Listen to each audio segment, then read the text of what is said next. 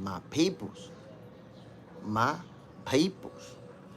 Welcome to another episode of Boxing for Breakfast, where you get your healthy dosage of sweet science early in the morning.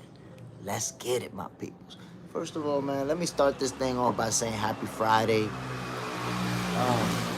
I was about to say it's a beautiful day, but it's really cloudy out here. But still, my peoples, y'all already know what it is. We're going to be doing what we do, regardless of the weather. Okay, good morning. For those of you just waking up, enjoy your breakfast. You know, if you're on your way to work, if you just got out of bed, salute. The hydro grind is in the building. Good morning, my peoples. Bam. Appreciate you dropping in, my brother. Bro, we're going to be talking about Canelo Alvarez and Jaron Boots Ennis. That's how we got to kick this thing off. Straight up. We've been hearing that Boots is putting all type of hands on Canelo Alvarez in sparring. So come on now. Come on. That's something that has to be considered. It has to be. Is Canelo Alvarez out there getting beat up in sparring? Look,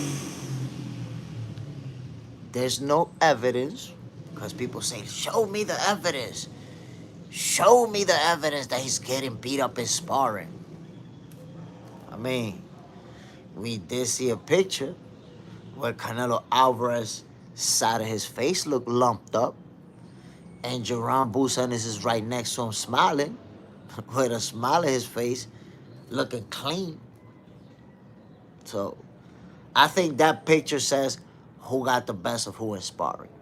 Now, there is a story floating around about how supposedly Canelo quit after the third round of sparring with Jaron Boots Ennis. I guess he was tasting every molecule, vitamin, and mineral in Boots' gloves. Toy Mafia, yo, salute my brother. Bam. You already know what it is. All of it. I think people will be surprised how slow Canelo's feet will be. Old man up at 168 for too long. Thing is that Canelo's never had fast feet in the first place. It's not like he's a guy who's been ever known for his footwork in his entire career. And to call him all is not fair because Terence Crawford's older than him, bro. Canelo's 35 or 36. Crawford is 38. So in a way, that's low-key hating because before Crawford even wins, you're already starting to diminish Canelo. I'm assuming that you're one of the people that was like, yo, the car accident, though, is the car accident era wasn't the same. So it's kind of like the same narrative. People already starting to say Canelo's washed, Canelo's not the same, Canelo's done. Meanwhile, this dude is an undisputed world champion right now. Let that sizzle in your spirit. The hydro grind. And it's just a difficult style for Canelo. And I'm pretty sure they brought him in because they felt like, you know what, this guy's going to be able to simulate some of the things Terence Crawford does. He's going to, give me those angles from the southpaw, from the orthodox stance. And yes, Boots is going to do that. He's also going to have that similar reach advantage on Canelo that Crawford is going to have on fight night. But obviously, you brought somebody to prepare you for Crawford, and they just went in there and whooped your ass. Or at least that's what it looks like. Oliver, Canelo has more miles on the clock, though. That's true. Trying to tell you. Right now, Canelo is an undisputed reigning world champion. What can we say? But it's the usual narrative on Crawford to dissect all of his opponents and try to break them down because you're saying that Canelo is pretty much washed, right, at 35 years old. Then I invite you to go see all the names. When people say Floyd Mayweather beat 26 champions, I invite you to see how many of them was Canelo's age or older. You're going to find that Cotto, Mosley, Zab, De La Hoya, Pacquiao, a bunch of them. But it's Terence Crawford. Terence Crawford is right now the most hated fighter in boxing. So there's already people saying that Canelo's not the same. Reigning champion. Undisputed champion, but he not the same somehow. That's when you have that urge, like, damn, man, this guy's gonna win. Terence Crawford's gonna whoop him. We need to have that excuse prepared and ready to go. That way, if it happens like that, we could go out right away. Yo, nah, Canelo's not the same anymore. He not. Even though he was an undisputed champion and been performing at a highest level, but he not the same. Same thing. Remember when Errol was gonna fight Crawford? How everybody was saying he's too big and too strong. Crawford only had to pummel him for the accident to come right back. That's crazy. Errol Spence had a car accident, and the accident went away because he was able to beat two world champions, two world caliber fighters, a reigning world champion in Ugas. The accident went away, but then the accident came back when he fought Terence Crawford. That shit was crazy. RJ, Rolly beats Polanco. Canelo stops Bud at 9. We shall see. I don't know how you came up with those conclusions, but that's your opinion. We shall see. The Hydro Grind. Remember, hit the like button, my peoples. Come on, man. Y'all gonna duck that like button the same way Tank Davis is ducking Lamont Roach. And somebody told me, yo, I don't know how to hit the like button, man. I don't see no like. Look, right there, you click on that joint right there. Pop! That's a like button. That's too complex. Double tap on the damn screen. Pop, pop. That's a like button. Oliver, I didn't say he was washed. Did I, Jay Smith? You say he was not the same and you brought up that he has mileage. So you suggested it, yes. Your green thumb. Good morning, bro. Tapping in from Washington, D.C. Let's go, Crawford. Terence Bud Crawford, Canelo Alvarez, the biggest fight in boxing. You know, a lot of fans are rooting for Canelo. A lot of fans are rooting for Crawford. But then we see the haters. Then we see the haters with the low-key hate. Oh, it's not going to be the same type of win because this guy's not the same anymore and that guy's not the same anymore. Come on, my people. We see the hate from a mile away. We see the hate from a mile away, from a distance. The Hydro Grind. Is Polanco Rolly confirmed, RJ? I don't even know where he came from with that. I haven't even heard no type of conversation about that. I don't know. RJ, the only fuck is Roach not fighting Carmel and Gary Russell. But Tank ducked him. What are you talking about? Tank ducked Roach. And you talking about Roach is ducking these guys? Like, what are we doing? You like to fast forward. You gotta rewind. Your green thumb. I hit the like button with a straight cross. Boom! Appreciate it, my G. So, here's the deal, my people. Right now, we're looking at RJ. Tank want real money. Roach ain't no money.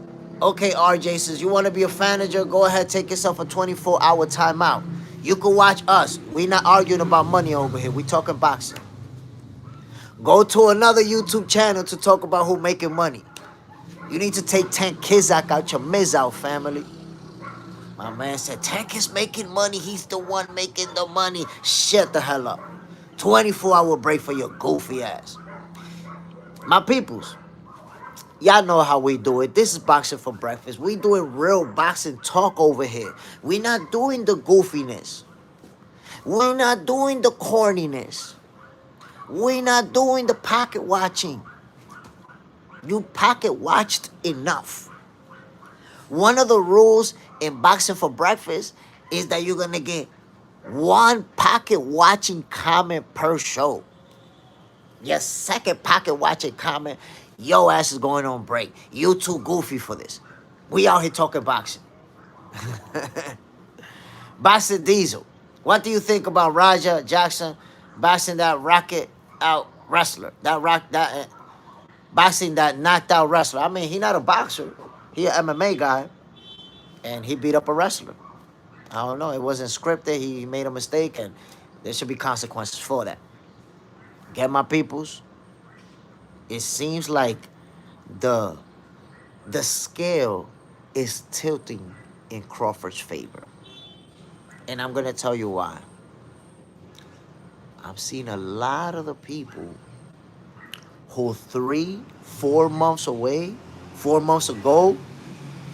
were saying stuff like Canelo's too big. There's people still saying it now. But some of the people who were saying Canelo's too big, he's too strong, he's gonna do this and that. Some of those same people are now saying, well, Canelo, he's not really the same. And Crawford, he's with Snack. You just never know, what's going on over there. And Victor Conti, he might be up to something. They're already building the groundwork for their excuses. They're already getting prepared for the loss. That's how you know. That's how you know. Even the fans who were so confident, you're starting to see that confidence not be there no more. You're starting to see that's that fake confidence. That confidence that is people just psyching themselves up to try to convince themselves to believe themselves. That fake confidence. But it looks like they starting to see, Terrence Crawford is going to bait the shit out Canelo. They starting to see it. The hydro grind. I just don't see Crawford can beat Canelo. That's fair. That's fair because some people think that I'm a Canelo hater because they just don't understand the concept of just having an opinion and that's it. They don't get that. But I'll be the first to say, whenever the subject comes up, Canelo's a great fighter. Last warning, Jay Smith, we in the building. Salute, my brother. Canelo's a great fighter. A pound-for-pound fighter. One of this era's greats. He's going to go down as an all-time great. And probably will go down as Mexico's greatest fighter. So, I'm not knocking him. I'm not knocking. Anyone says, yo, I got Canelo winning this fight. I'm not knocking at the hydro grind because Canelo's a great fighter. What's crazy to me, though, is the tankomaniacs who want to talk about Crawford ain't beat nobody. He ain't done nothing. Look at the difference. People who got Crawford winning this fight, they respect what Canelo brings to the table. I accept that he's a future Hall of Famer. But the tankomaniacs and the Canelo fans that be talking about Crawford ain't know that. He never beat nobody. He only got one real win. And he was not good anymore anyways. That's crazy work. How does somebody move in a way that they think in order to support my fighter, I gotta discredit that one. I gotta lie about that one. I gotta make stuff up out of thin air and help spread the lies about that one. Well, what are we doing? I don't need to try to make up a narrative about Canelo or make up lies. But if he's the one who popped dirty for PEDs, how y'all even look trying to say that Crawford is dirty or trying to spread a narrative about PEDs? How you look? As a Canelo fan or as a guy rooting against Crawford, steroids is not the thing you want to bring up when the guy who's going to be in the ring with him already served a 6-month promotion, a 6-month suspension for steroids. What are we doing? The hydro grind. If it happens, it happens. And I'll be here on the 14th. I'm telling you, man, I have a feeling the 14th is going to be one of the most epic Boxing for Breakfast episodes since the show dropped. And you know what I'm telling you? Let me tell you guys something funny. There's fights that when those fights happen and there's a lot of people saying that I'm wrong, watch. And when those fights happen the next day, usually those are the ones, the lives that get the most views. And you guys know this is a small platform. When I say the most views, I'm talking about 7,000 views, 8,000 views. That's a lot for me. We don't have 2,000 subscribers yet. So to me, 7,000, 8,000, that's a lot.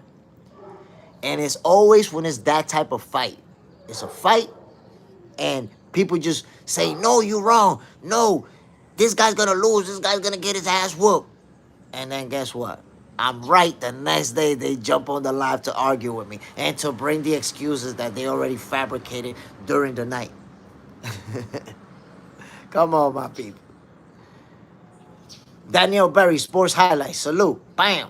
The Hydro Grind is going to be an epic live. Man, I'm telling you, it's gonna be a cooking show. I think for that live, I'm gonna be wearing an apron, a chef hat, cause it's gonna be a cooking show. The other day, somebody told me, "Yeah, you're gonna be wearing a chef hat. It's gonna be a cooking show. But if Crawford lose, you better get your ass on a frying pan and shit for this show. We cooking you." That's not gonna happen, Sweet dreams, sweet dreams. It's not gonna happen though. And I pointed that out yesterday. Terrence Crawford versus Canelo Alvarez is not gonna play out like Manny Pacquiao versus Floyd Mayweather. If y'all remember, that was like the fight of the century, obviously the biggest fight in boxing, the biggest pay-per-view ever at the time. And the fight itself, it disappointed. It was a letdown. Manny Pacquiao chasing Floyd around, trying to make something happen, could never really do anything. Landed a few shots here and there, but was never able to amount anything consistent. Floyd Mayweather dancing around, using the footwork, bam, bam, counter punching, pa, pa, pa, pa, pa. Outpointing Manny Pacquiao to, in a fight that it just didn't live up to the expectations. Now, that's the one thing when there's big fights, as time passes, people don't like to admit that the fight was boring. We kind of just we kind of forget about it. If you think about it, when Manny Pacquiao and Floyd Mayweather come up, that fight is usually to say how much money they made or how many pay-per-views that fight did. But you don't hear people say, yo, one of the best fights I seen was Floyd Mayweather versus Manny Pacquiao. Hell no. You haven't heard it and you're never gonna hear it. It wasn't the type of fight that we thought it was gonna be. Guess what? Canelo Alvarez versus Terrence Bud Crawford is gonna be the fight that we think is gonna be. Well, it's not gonna be the fight that some of you think is gonna be. You think Canelo's gonna be walking Crawford down and he's gonna be beating him up and breaking him down and Crawford's gonna be surviving and finally get hit and just go to sleep. It's not gonna play out like that. Really not. It's gonna be a really good fight. Donald Berry, I really don't care who wins. I just want to see a good fight. Donald Berry, who are your top 3 favorite fighters right now? Who are your top 3 favorite fighters right now? The Hydro Grind. If Canelo wins, you should let some of us in the live, of course. And the Hydro Grind, I hit you up the other day. I think I hit you up telling you, yo, let's jump on the live. And I don't know if you saw it. But the Hydro Grind, yeah, man. You gonna jump in this live. I need to holler at you. I need you. Your comments that you put it on that chat, man, I need you to jump on here and say all that stuff to my face, the Hydro Grind. Matter of fact, we'll talk. We'll talk on DM or something and set something up. So you can express yourself and let me see. I want to see how you feel that Canelo's going to beat Terrence Crawford. Me and you going to talk. Donald Berry, Ali, Tyson, Tank. So your 3 favorite fighters is 2 retired fighter and an active fighter. Okay. The Hydro Grind. I'm ready, big bro. Matter of fact, let's talk on DM and we're going to do it tonight. We're going to do it tonight, the Hydro Grind. If you ready for that smoke, because you could be saying it right here on the chat. Oh, on the chat is real easy. Everybody want the smoke on the chat. Yeah, Jay, let's do it, let's do it. But when that link become available, everybody go hide it. Nowhere to be found. So the Hydro Grind, don't be talking about you ready and all that. And then when I show up with that link, you know where to be found. You better be ready for that smoke. And my peoples, let me say something. One of the things, to be honest, that I'm enjoying as a boxing fan, but also as somebody who loves the sport of boxing, it's seeing the way that Terrence Crawford's career is playing out. Here's a guy who's done nothing but win, beat champions, beat highly ranked opponents, and yet somehow he managed to be one of the most hated fighters in boxing. Became even more hated after pummeling Errol Spence. You see it. You see the reaction and how everything has evolved. So those fans who say that Crawford don't put butts in seats, Crawford doesn't do pay-per-view numbers, nobody cares about Crawford. Why don't we look at the fact that this guy now is one half of the biggest fight in boxing? Why? I don't get it. I don't understand. Somebody said Al Heyman and Crawford, comparing Al Heyman and Crawford. Why would I compare a fighter to somebody who isn't a fighter? I don't understand that. That doesn't even make no sense. Standing 8 count, why would I compare a fighter to a non-fighter? Why would I compare? By the way, Al Heyman, why would you say I'm hating on Al Heyman? What have I said that could consist of hate? Of hating Al Heyman? You see, that's the thing. When you tell the truth about somebody, their fanatics consider it hate. You might be an Al Heyman fanatic. So when you hear something that you don't like about Al Heyman, you consider it hate. But then when you hear people saying that Crawford is on snack, you probably don't even say anything. Me pointing out your hate for Al Heyman equals me hating Bud. Oh, okay, I misread that. Pointing out your hate for Al Heyman equals me hating Bud. Bro, come on. The Al Heymanites, I know you guys. You don't have to compare them. I know the Al Heymanites. I know you guys. You're the same group of Tankamaniacs. You're the same group that say Shakur ain't beat nobody and Shakur only run. I know you already. You don't even... All of your ideas, all of your concepts, all of your excuses, they've already been said a million times. You might as well save them, copy, paste them, and send them out. Samson, I don't see Crawford making it out the first round or even landing a clean shot on Canelo. Oh, wow. Wow. You're going to need a break. You're going to need a break. You don't know shit about boxing. In Boxing for Breakfast, when you say something that shows you don't know shit about boxing, you need to go on break. You don't know shit about boxing. Low-key, Crawford too small. If Bivol and Triple G couldn't drop Canelo, then what is Crawford going to do? That's really a horrible logic, but I'll let you slip with that. Bringing up past opponents, I'll let you slip with that. Like, that's, you know, clearly you don't know shit about boxing, but I'll let you slip with that. Standing 8 count. You're already putting little clowns over there, looking goofy as hell. You need a break. I sense your goofiness from the beginning. From the beginning, I sense you. You know that somebody's a goofy-ass hater when they join the chat and the first thing they say is some goofy-ass hating shit. They don't even talk boxing about the subject at hand. They just bring up some goofy-ass shit right away. They can't help them shit. Get your goofy ass out of here on break, dummy. The Hydro Grind. Samson don't know shit about boxing. Come on, man. Kano Crush, salute. Bam, Paul Smith. I'll probably promote Spence better, and Crawford needed to ditch his sooner. Well, right now, Al Heyman, you see where he's at, and you see where Spence is at, and you see where Terrence Crawford is at. Who got the last laugh? That's all I know. That's all I know, my people. Who got the last laugh?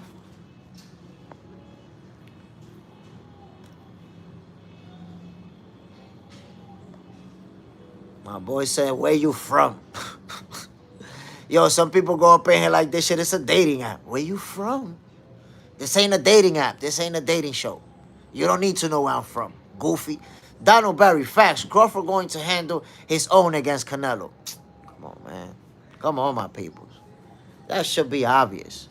When you see that a guy's undefeated, world champion, reigning champion, never even been dropped. When somebody goes in and says, oh, he's not going to survive, he's going to get knocked out right away. That person doesn't know shit about boxing. They just saying anything. They just saying anything out their mouth. So you know, when we identify you as somebody who don't know shit about boxing, what you think you're gonna be in this chat just communicating with us? With us real boxing folks? Come on, man. Come on, man. You see, what people fail to realize is that I don't give a damn. I will not hesitate to block you, to send you on timeout, to get you out of here. You don't see me out here begging for subscribers. I'll get you out. Yo, remember yesterday, my people, somebody was like, yo, Jay, I'll subscribe to the channel if you mod me.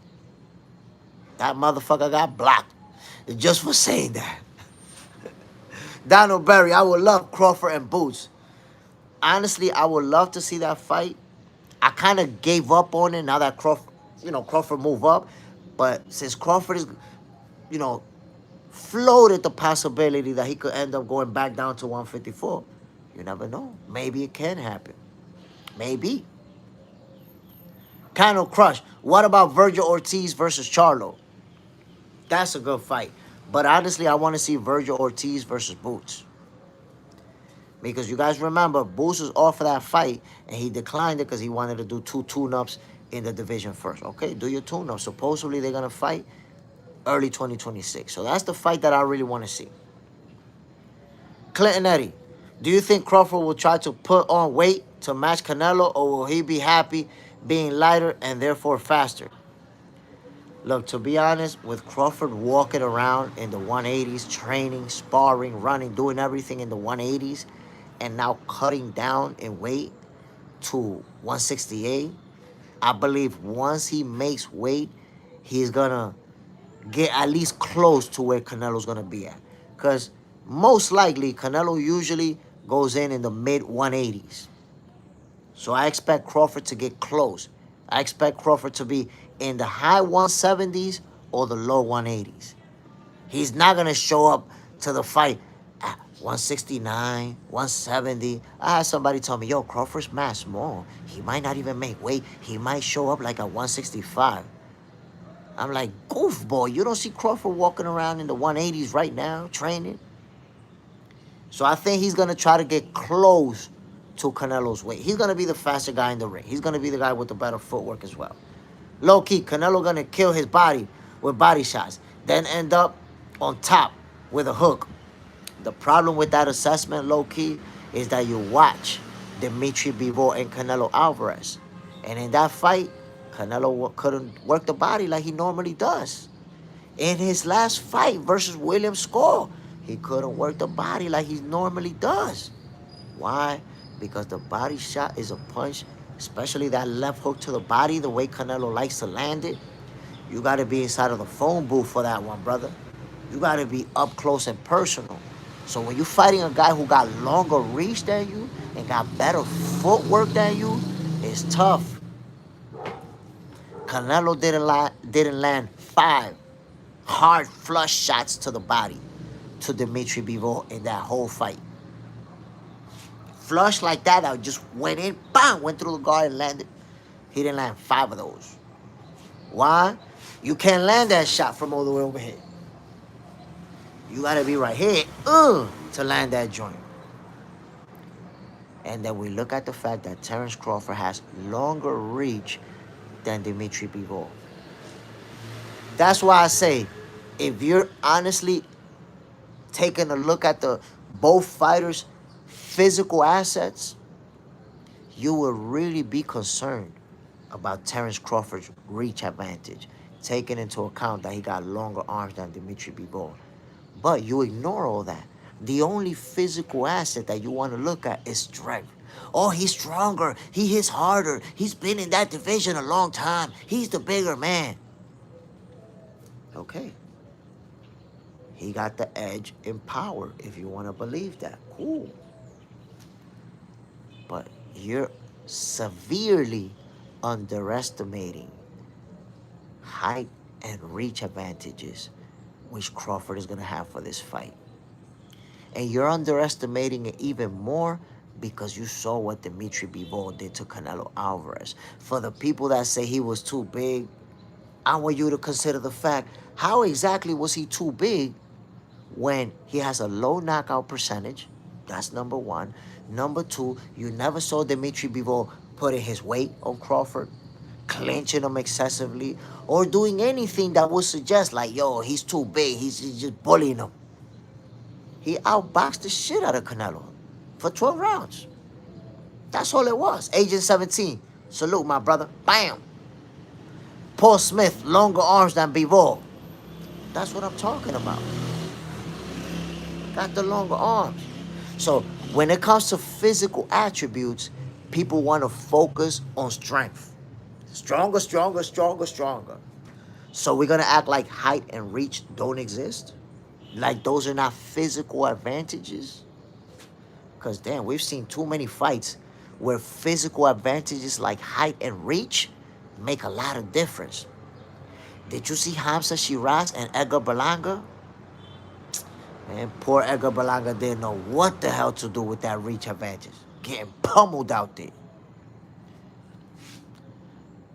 Brian Romero, you think Crawford could take Canelo's punch? I got Bud cooking Canelo. Of course I think he could take his punch. They both gonna be able to. Yo, Terence Crawford, think about this. Terence Crawford has never been dropped in his entire 41 fight career. How many champions he fought? How many champions he beat? How many highly ranked contenders? And never visited the canvas in his career. Do we really need to ask that? But here's the magic question. Look at this, Brian Romero.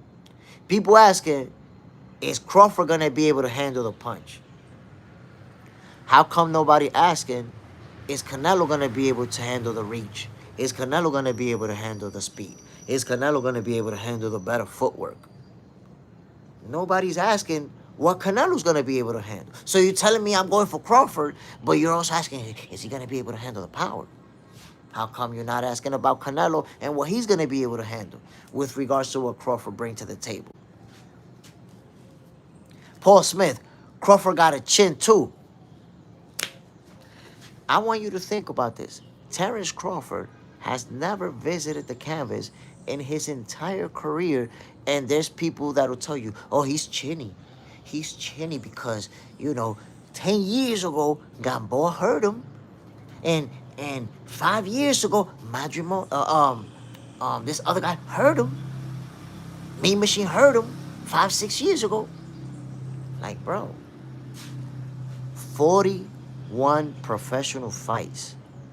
And people bring up 2 instances in his whole career where he got stunned.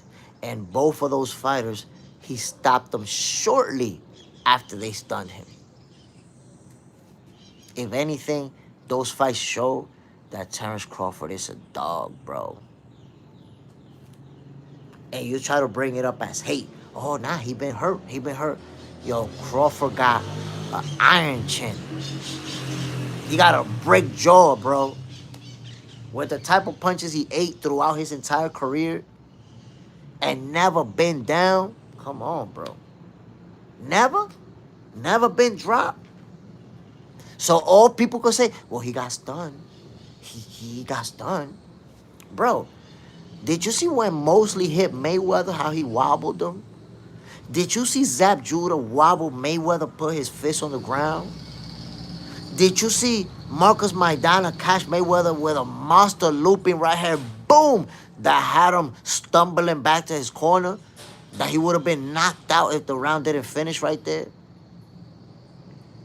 But you find one clip, 2 clips, and you cling on to that for the rest of your life.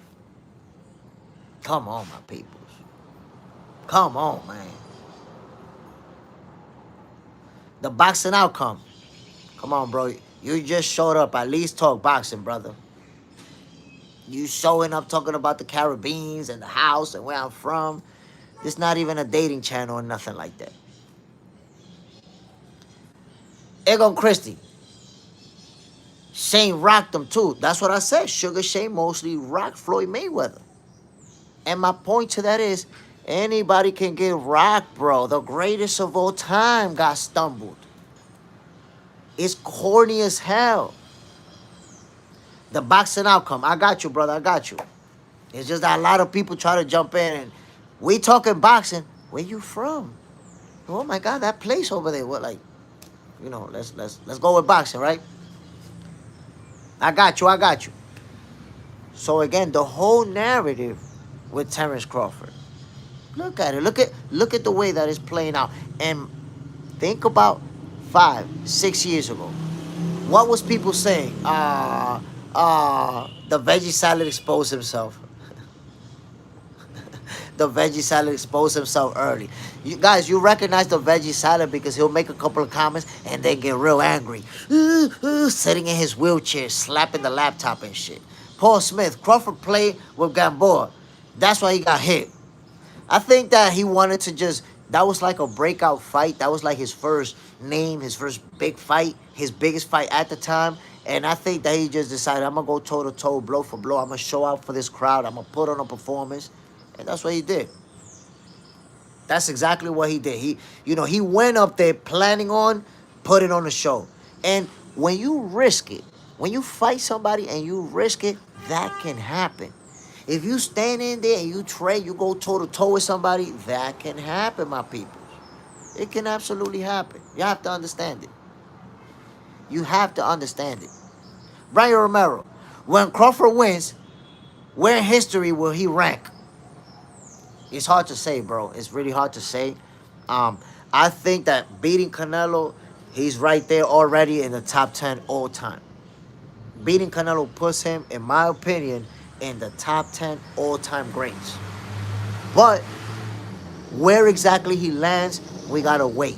Because if he goes down to 154 and keeps accomplishing, he gunning for the #1 spot. That's all I'm gonna tell you.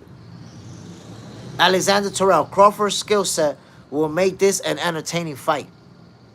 And I believe, styles make fights. Canelo is going to try to apply that pressure. It's going to be up to Crawford to keep him from being successful at what he does.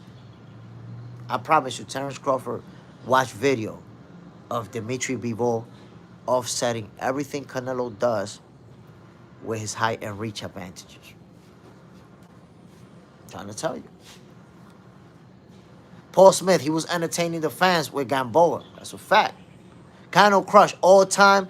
Listen, if he beats Canelo, top 10 all time, I'm 100% for sure. But then I'm not sure where he lands. But if now he goes back down to 154, let's say he beats Fundora for his title, or beats Jaron Boots Ennis, Virgil. If he goes back down and does that, he gunning for the top spot. The Hydro Grind. If Crawford wins, he'll be in the history books forever. He already is the first fighter to become 2-time undisputed ever in the 4-belt era. So he already is, but he's just gonna make more history.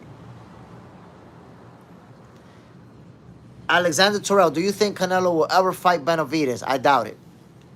I doubt it because, #1, Benavidez and Canelo right now are in 2 different divisions. With Canelo getting smoked by Bivol at 175, I don't see him going back up to 175. I don't see Benavidez going back down to 168. And Benavidez is physically much, much bigger than Canelo. He's a giant in front of Canelo. Unlike Canelo in front of Crawford, well, they look about the same size. The fake narrative about him being a giant in front of Crawford, Ben got debunked when they did those face-off in the press conferences. Benavidez is an actual giant in front of Canelo. A lot younger, stronger, bigger, now in different weight classes. So if Canelo didn't fight him when they was in the same weight classes as his mandatory, he definitely ain't gonna fight him now that he doesn't even have to. And I catch a lot of flack for this, but I gave Canelo a pass for not fighting Benavidez for the reasons I told you. The size difference, Canelo's gonna be at a way, way too much of a disadvantage, size-wise. That's why his haters want to see him fight Benavidez so badly. Because they want to see him get pummeled. They want to see him get battered. But Canelo knows, so he's like, nah, I ain't gonna fight that dude. Dude's a giant in front of me. Armando Rosado, salute from Puerto Rico. Whoa, Puerto Rico's in the building. Salute, my brother. Bam, Brian Romero. Hopefully, he don't retire and fights Jermell, Virgil, Boots, one of the top 154 pounders. Look, man, I wouldn't be surprised if he fights a couple of fights. If he moves down to 154, I wouldn't be surprised if he fight one or two of those guys. I just wouldn't be surprised if he does it. But if he's able to accomplish that feat, move up 2 divisions, dethrone the face of boxing, move back down 2 divisions, and dethrone a reigning world champion, a young bull, we're going to have to talk about that #1 spot, my peoples. We're going to have to talk about that. We're going to have a serious conversation about that #1 spot. So I'm going to get a receipt for y'all. And I'm going to say it again. Make sure everybody is aware and on the same page. Let's all make sure we with it, my peoples.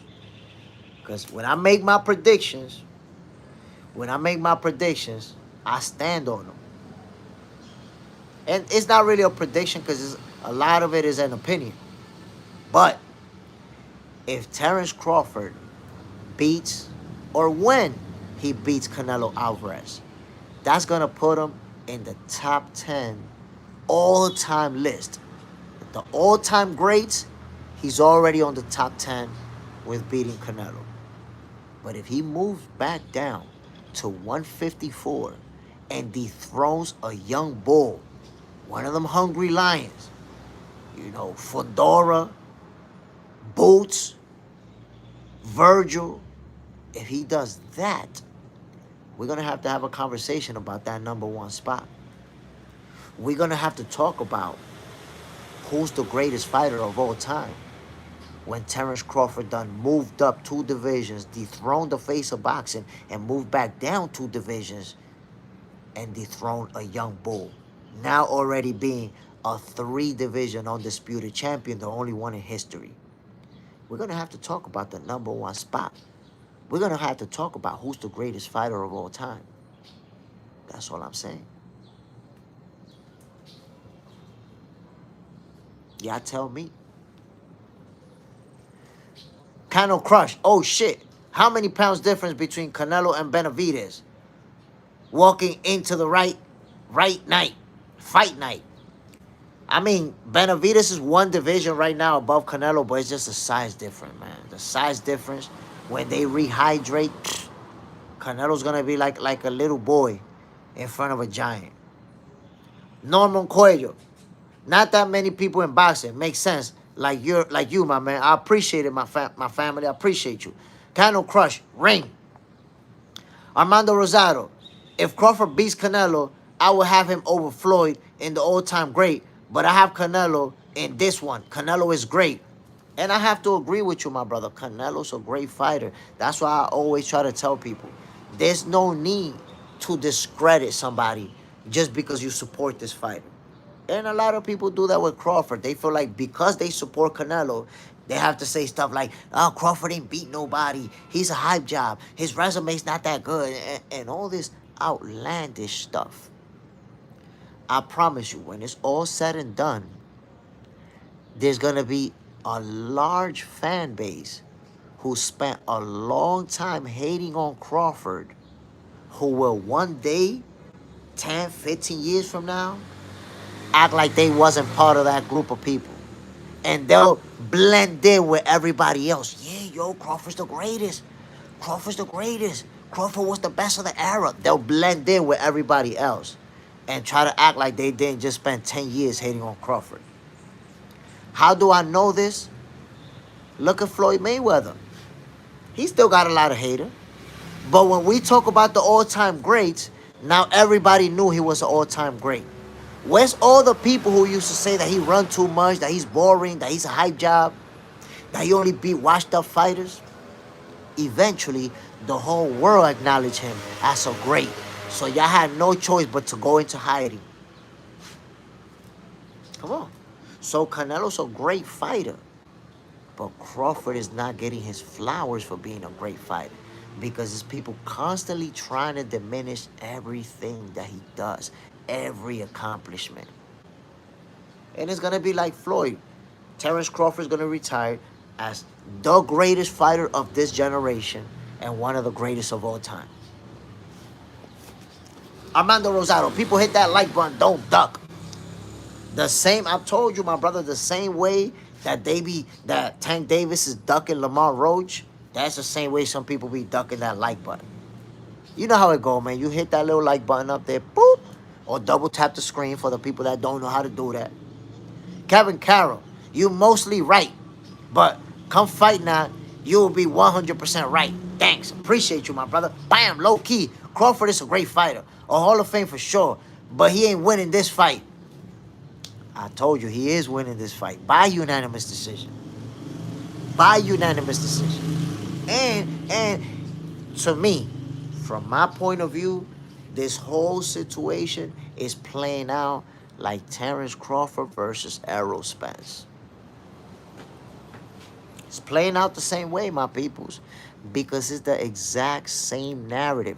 Now, before somebody go in the chat and tell me, no, Jay, Errol and Canelo's not the same. I'm not saying that Errol and Canelo's the same. You don't need to correct me on that. All I'm saying is that the entire narrative leading up to Crawford versus Errol was that Errol's too big, he's too strong, Crawford is not going to be able to handle the power, Errol's going to break him down to the body and eventually stop him. That was the narrative. And now it's the exact same narrative. Canelo's too big. Crawford is not going to be able to handle the power. Canelo's too strong. Crawford is too little. The same exact narrative. So what does that tell me as a boxing analyst? Either you don't like Crawford, or from that fight, you didn't learn that power and strength does not win fights. Because that's what you clinging on. Bigger and stronger, bigger and stronger, bigger and stronger. You already clung onto that narrative, and you found out that you was wrong. You already, just like the people that say, if Gamboa hurt him, imagine if Gamboa hurt him. What Canelo's gonna do to him? Bro, you said the same thing when Crawford was gonna fight Errol. Imagine if Gamboa hurt him. What Errol's gonna do to him? How did that work out for Errol Spence? How did Gamboa hurting Crawford 8 years ago, 8 years before, help Errol Spence? He got pummeled. He got battered. The Swiss, the Dre, and the Applebeats. So you should have learned that a fight from 10 years ago is irrelevant. It doesn't mean nothing. Lil Gang, Crawford normally spars with bigger boxers. That is a fact. That is a fact. Crawford been sparring with guys that's bigger than Canelo, stronger than Canelo. But they're going to find out. Paul Smith, we got to see Canelo get stopped. Look, I'm going to be honest. It's tough. It's tough. For Canelo to get stopped is tough. Because Canelo is a great fighter. That's the reality. You're talking about a great fighter, my brother. Great fighters aren't going around getting knocked out. It's not something that happens often. Errol Spence, a great fighter, he got knocked out. That doesn't happen often. That was such a great performance that people couldn't even accept that Terence Crawford is that great of a fighter. They had to start diminishing Errol Spence. I had somebody yesterday tell me, yo, Errol Spence don't got no talent. He was just a guy that could hit hard. That's why Crawford beat him. No talent. I'm like, bro, how the hell did Errol Spence go from being the big fish, the 3-belt unified champion, to he ain't got no talent because he lost one fight? There's too many people who don't know shit about boxing that be on the comments. Brian Romero, do you think Canelo is the greatest Mexican fighter? I got Canelo over Chavez. Chavez's competition was not the greatest. Salvador Sanchez might be the best, but it's arguing between him and Canelo. So Salvador Sanchez, I would have put him over Chavez. Why? Because He died young, unfortunately, in that accident. He went out young. So we don't know how his entire career would have played out.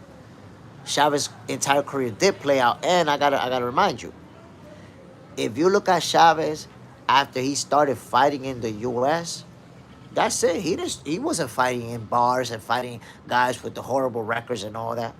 So Chavez got a lot of big fights versus big names versus champions. He beat a lot of champions. But I would say based on the resume, Canelo Alvarez is gonna go down as the greatest Mexican fighter of all time. No, there's people who will never take Julio Cesar Chavez down from that throne no matter what. So I will say in Mexico, it's gonna be hard.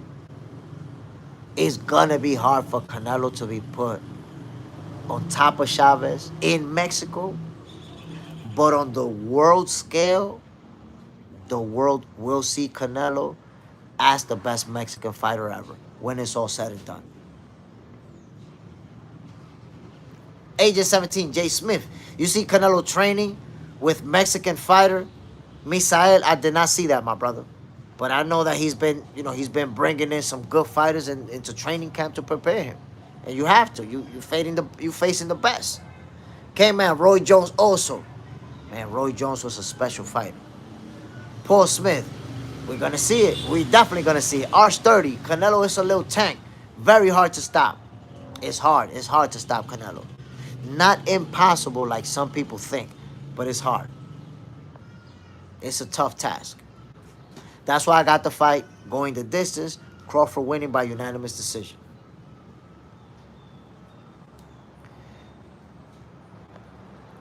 The Hydro Grind. I wish Marquez was more in the Mexican great conversation. And to be honest, he should be.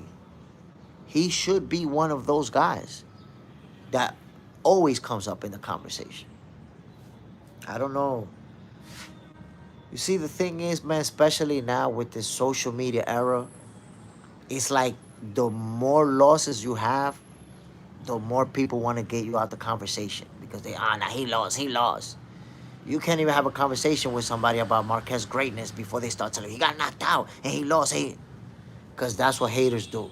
Unfortunately, haters look away from the accomplishment and try to look at anything negative that they could point at.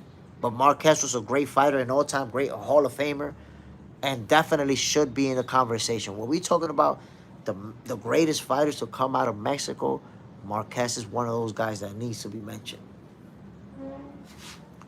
Agent 17, Crawford training, with Misael, not Canelo.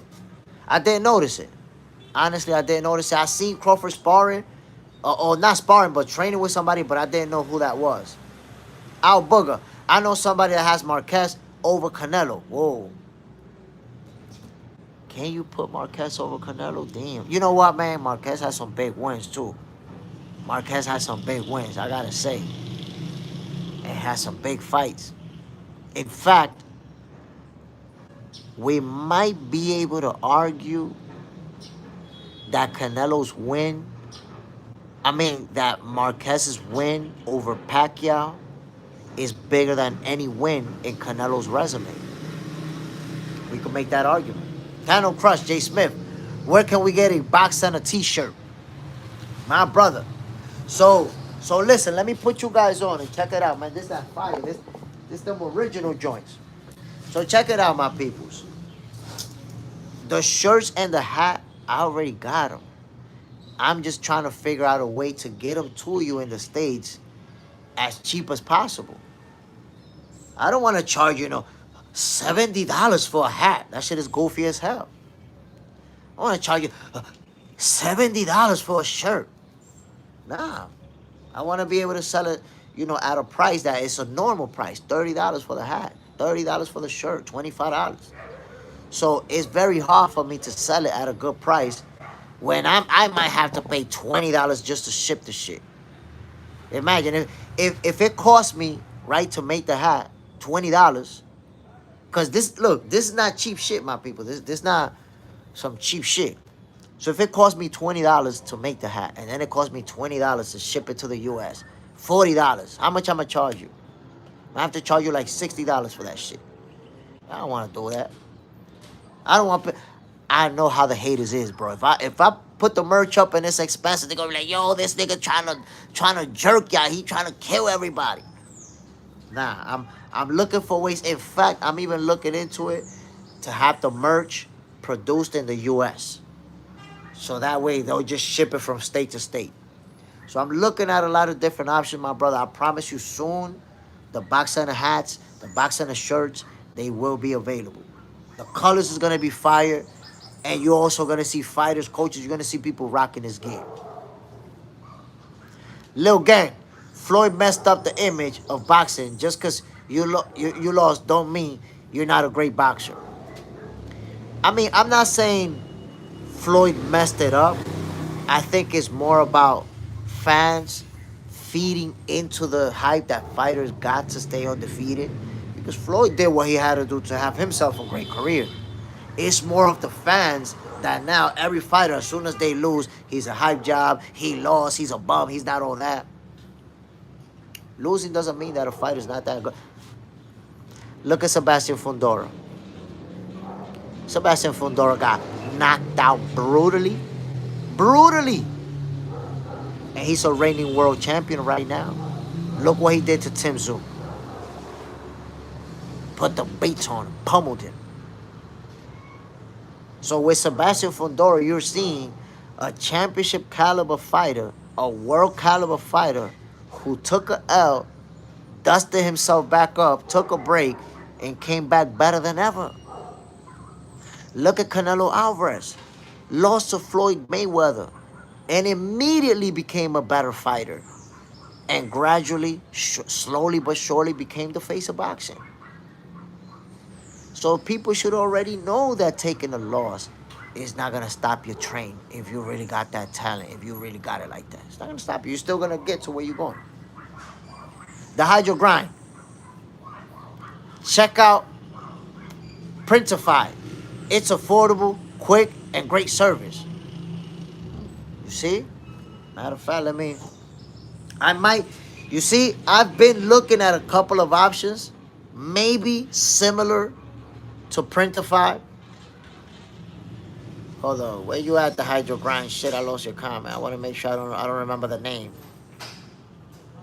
But my peoples, I promise you that box center gear is gonna be available. And by the way, because I'm trying to do it real strategic, when I actually have the gear like for you guys to ship it, because I have some. By the way, I have some. But I don't have like 50 hats, 100 hats, 100 shirts. I don't have it like that. But when I finally have the gear, I'm going to drop it first exclusively to the people that's on Box Center, to the Box Center family.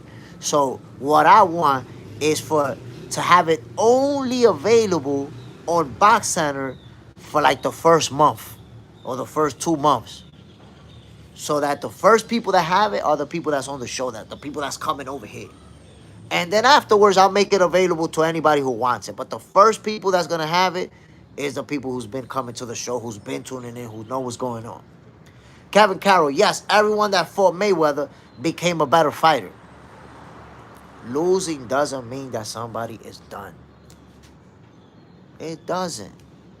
We've seen fighters all the time who lose, come back, and then get great wins after that. Pitbull became a world champion after losing to Tank Davis.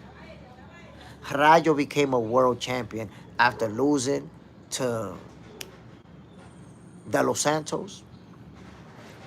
Losing doesn't mean that a career is over.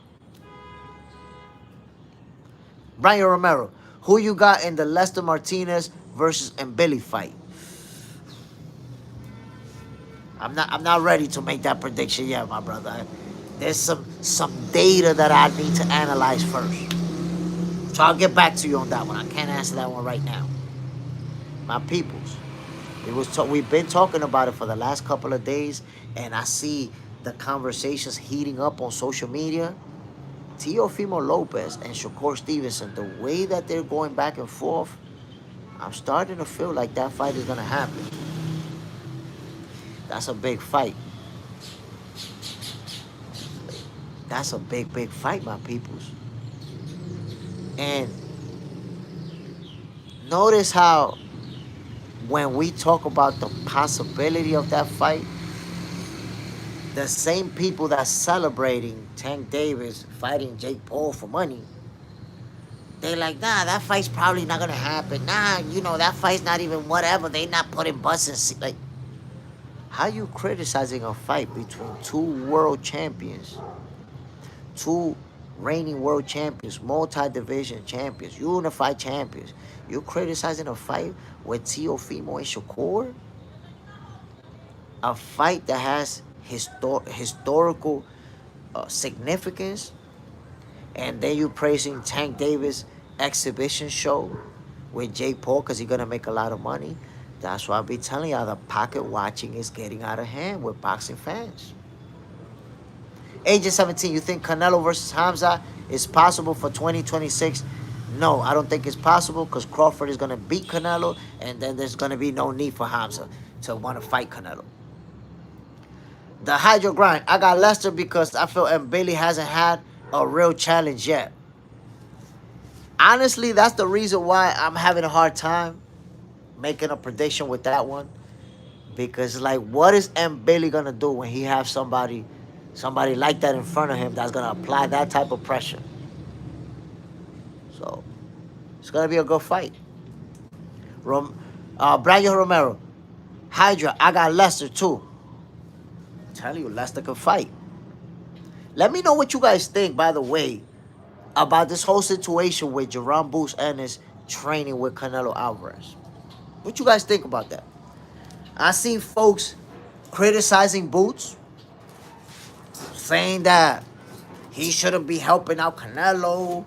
He's helping the away team or whatever. What do you guys think about that? I think that it is a good idea to bring in someone who is going to be able to give you those angles, is going to be able to give you those different looks, just like Terence Crawford. But if Boots is really out there beating the shit out Canelo the way it's being spread out there, could that affect his confidence for his fight with Terence Crawford? Because what happens if you bring in a guy for sparring and he putting the baits on you, and then he does similar things to Terence Crawford? Last warning, fair game to me. I agree. The Hydro Grind, Boots is an informant. Look, the people who's knocking Boots for working with Canelo, to me, that's crazy work. That's just hate. You know why? Bro, Canelo has worked with other black fighters in the past. Now, because he's fighting Crawford, it bothers you? Boots is not the first black fighter to be in a Canelo training camp working with him. Oh, because he's going to fight Terence Crawford. Now that's a problem. Boxing is a business. It's like people want boxing to be a business. Sometimes boxing is a business for Tank Davis when they want to put that Kizak in their mouth. Oh, it's a business. He's making a lot of money. He's making money. But for Jaron Boots Ennis, he's a sellout. For him, it's not a business. You don't think he's getting paid to be in that training camp? You don't think he's getting paid to spar with Canelo? You don't think he's making money just to be there? But it's not a business. It's not. That's different. You see? That's why I don't even be wanting to hear it when these pocket-watching goofballs bring up money and bring up business. You only bring up that shit when it's to the best of your convenience. Agent 17, I mean, it's fair. Because Crawford is training with a Mexican fighter to prep for Canelo. It's not even... It's not that it's fair. It's irrelevant. It's meaningless. It doesn't even mean anything. We never even talk about the race of the fighter that you're training with. But there you have it. It's like people want to look for every single angle to hate on Crawford, to hate on certain fighters. Lit Gang, I think it's good publicly for Boots overall. He already has his name but the fans might be able to get him some real fights. It's good for Canelo, but like you said, Boots might be putting hands on Canelo. He built different. So I'm going to say this. For Jaron Boots Ennis, this is a great experience. Even if he is putting hands on Canelo, but he's in there with an all-time great, with a champion who's been on the biggest stage many times over. And that experience, Boots is absorbing it. He's seeing how Canelo trains. He's seeing how they work. He's in the ring, sharing the ring with him. So Boots is going to come out of this training camp better than what we saw him the last time out. You could believe it. Brian Romero, I really don't care about Boots going with the Canelo camp. I do feel like it's a mental strategic game plan for Canelo that he's playing. Boots and the Bud fight completely different. Now, I don't think so. I don't think it's about mental games, because you're not gonna bring a guy in of that caliber, a world champion, for mental games. I really believe that they got Boots in there because that's the guy that can get closest to what Terence Crawford does. That's the guy who's going to give Canelo the looks from the southpaw, from the orthodox stance.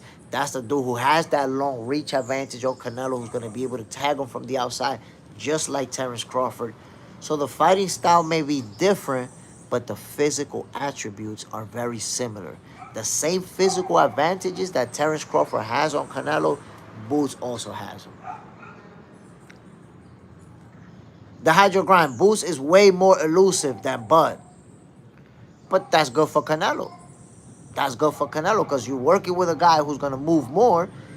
And then I guess Crawford is going to feel more still for you. Agent 17. I saw a short where someone said Boots has a better chance to beat Canelo than Crawford. I don't know about all that. I don't know about all that. We're talking about the Jaron Boots Ennis that need a tune-up at 154. So let's not push it now. Let's not push it now.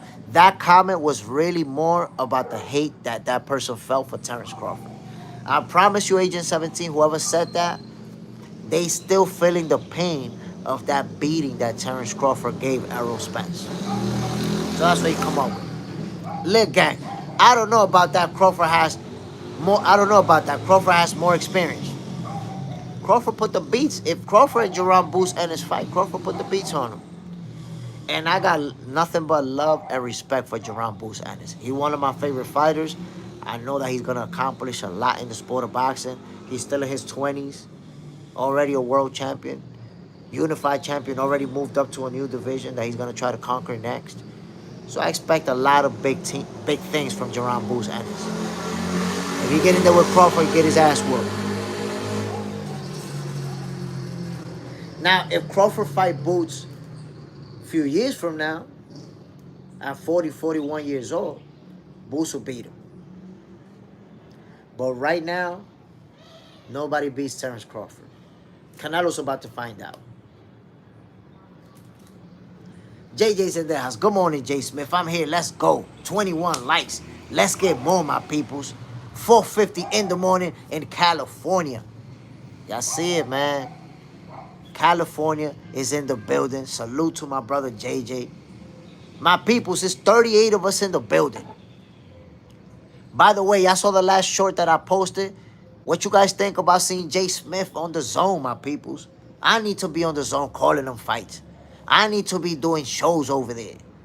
They need to bring that New York swag. Leg gang, just subscribe. Salute. Appreciate you, man. My peoples. Let's get it, my peoples. Roll call.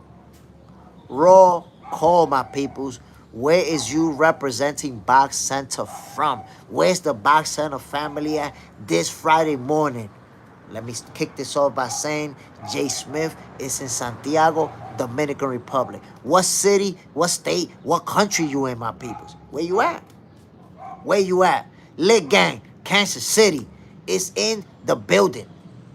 The Royals is over there. The Kansas City Royals is over there. Where you at, my peoples? Lit Gang. Oh, okay, Missouri. Ooh, Missouri in the building. Cano Crush, Dallas, Texas.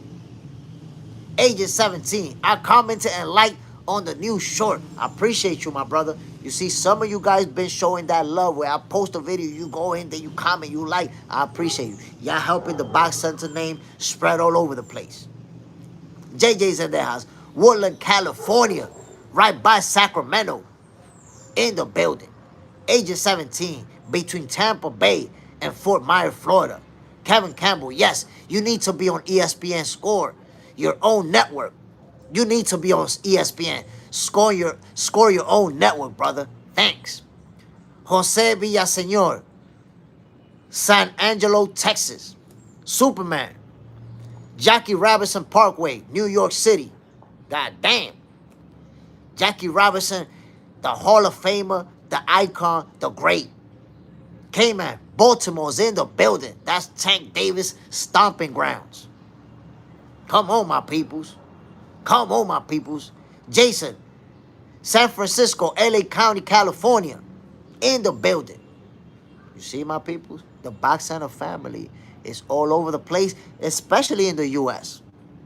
Especially, I know we're in Canada, we're in the UK, we're in Australia, we're in Africa, but we all over the U.S., my peoples. Baltimore's in the building. San Fernando Valley is in the building. See what I'm talking about? We all over the U.S. I don't know where's my people from Puerto Rico. I saw you guys earlier. What's good? Juan Ocasio, Strong Island. Yeah. My peoples. You see it, man. Box Center is your favorite boxer's favorite boxing show for a reason. Toy Mafia, yo, DC Swamp in the building.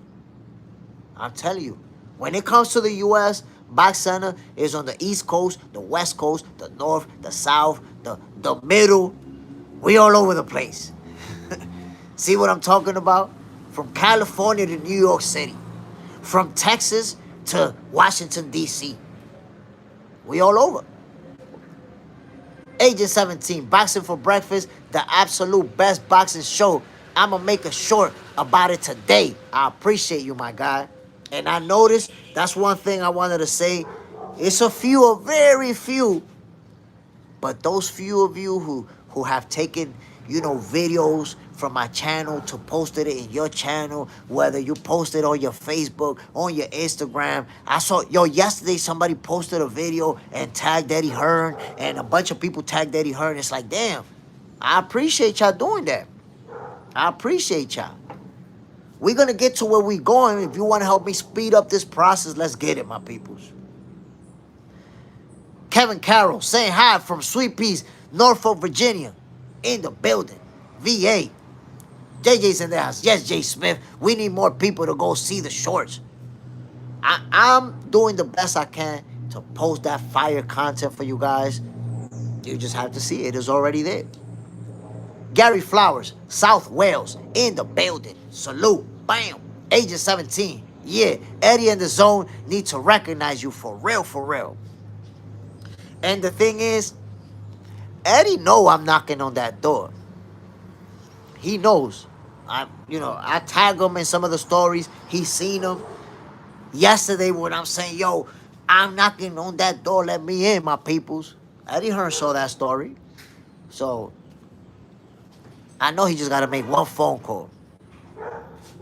Eddie Hearn just got to make one phone call. Yo, we need to put Jay Smith on there. Make it happen. And that's it. It's a done deal. But until then, we're going to keep cooking this Boxing for Breakfast. We're going to keep giving you this sweet science at the highest level, my peoples. At that professional level. At that elite level. JJ's in the house. I hope you remember us, Jay Smith, when you move up. Come on, my brother. Come on. Come on. My Box Center family ain't going nowhere. Wherever I go, y'all coming with me. You're going to see me doing Box Center from the zone offices. You see what I'm talking about? You guys are coming with me. Boxing for Breakfast ain't going nowhere, bro. Underrated Will. Good morning, my peoples. Bam. Appreciate you dropping in. So again, don't hesitate. When you see these Jay Smith videos, those of you who follow me, some of you guys follow me also on Instagram. Yo, tag Eddie Hearn. Tag The Zone. Tag all them people. Let them know you open this door, man. We need this flavor up in there, calling them fights, arguing about them fights, debating about them fights, trash talking about them fights. We need that action, my people. Good morning. You had a good night? Yes, pero ya no me dio miedo. Give me a hug. I love you. Are you gonna say I love you? Let me hear it. ¿Qué tú tienes? Tengo nada. ¿Tú tienes una uña, tu papá? No. Ahí. Ahí. No. Ahí. Sí. No. Agent 17. Imagine boxing for breakfast on ESPN or The Zone in the morning. Oh my goodness, bro. If I was doing boxing for breakfast over there, it would be insane. I mean, I don't mind doing boxing for breakfast on The Zone from 6 to 8 in the morning. Papá, ¿por qué te hizo eso? Sí, porque me estaba arrancando. ¿Y por qué? No te hablas así como yo. Está bien, mi lindo. I love you. Es lo que te pico un mosquito muy duro. De lo que pinchó. JJ said that has Happy Friday, Ryan. Ryan, he said Happy Friday. JJ said hi. You want to say hi? So say hi. You didn't say nothing. Say good morning at least. Kano Crush. Introducing. Who is your son? How old? Nice, bro. That right there is Ryan Enzo. 3 years old. He's about to be 4. That right there is who I do everything for, my peoples. And that's probably the future face of boxing that you're looking at. Agent 17. Imagine they get you a guest and stuff like Ariel has. Bro gonna be interviewing Crawford in 2 years or less, I tell you. Look, man. If I ever get the opportunity to go into one of them shows as a guest, I just need to put my foot in the door. Once my foot is in the door, they not gonna want to let me leave. They not gonna let me want to go nowhere. K-Man, Jay Smith and Stephen A. Smith show. Whoa. Me and Stephen A. talking boxing? That would be crazy. Toy Mafia. Yo, little man. Mira, Oh, those are nice. Mira Nice esto. shoes. They said good morning to you, Ryan. Look, the people saying good morning. Mira. He want to show me his shoes. Those are some nice shoes. Are you going to say good morning to the people? So say good morning. Agent 17. Bro, Jay Smith and Stephen A. debating. Gonna be funny as hell. Oh, my goodness. Listen, if I was on a boxing debate with Stephen A. Smith, I think the first 2 minutes going viral. The first 2 minutes going viral. Because as soon as he says some funny shit, I'm going to tell him, yo, Stephen A., my bad, but you don't know shit about boxing, man. Let me school you, son. And the facial expression and the reaction that he's going to have is done from that point on. We're going downhill. But going downhill in a positive way. Agent 17, Max Kellerman, Jay Smith, and Stephen A. Smith. Oh, well, see, Stephen A. Smith can't be on that mix because he don't like Max Kellerman. It looks like he the one that got Max Kellerman kicked out of ESPN. But I would love to go back and forth with Max Kellerman. He's a great boxing mind. Yo, I've been following Max Kellerman since he was on public access. He was paying out of his own money to be on free TV. And I'm going to tell you something funny, my peoples, about Max Kellerman. In a way, I have a lot of respect. Yeah, Max Kellerman is back for the biggest fight in boxing. I got a lot of respect for Max Kellerman, and in a way, I kind of see myself in his feet, and I'm going to tell you why. Not at his level, because obviously he's at a very high level. I'm just trying to get my foot in the door, right? But I'm going to tell you where I see myself in Max Kellerman. I remember when I first saw Max Kellerman on public access TV, my first reaction was, who is this guy talking about boxing? Who are you? Why does your opinion even matter? Who the hell is you? Which I'm getting that a lot. You guys see it in the comment section.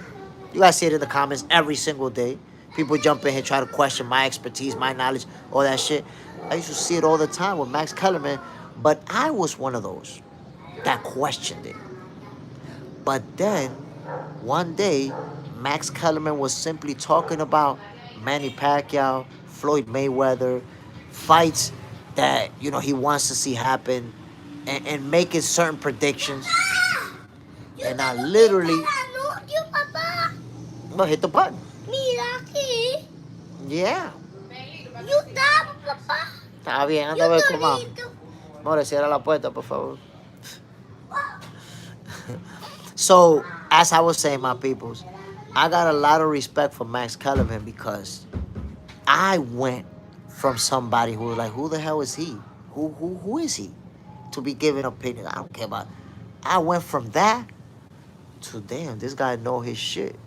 This guy know what he talking about.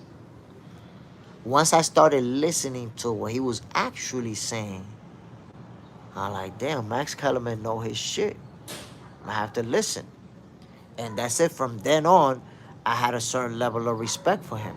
And then he started acquiring more knowledge because he started now working with the networks, working, being around the fighters, being around them. You could see.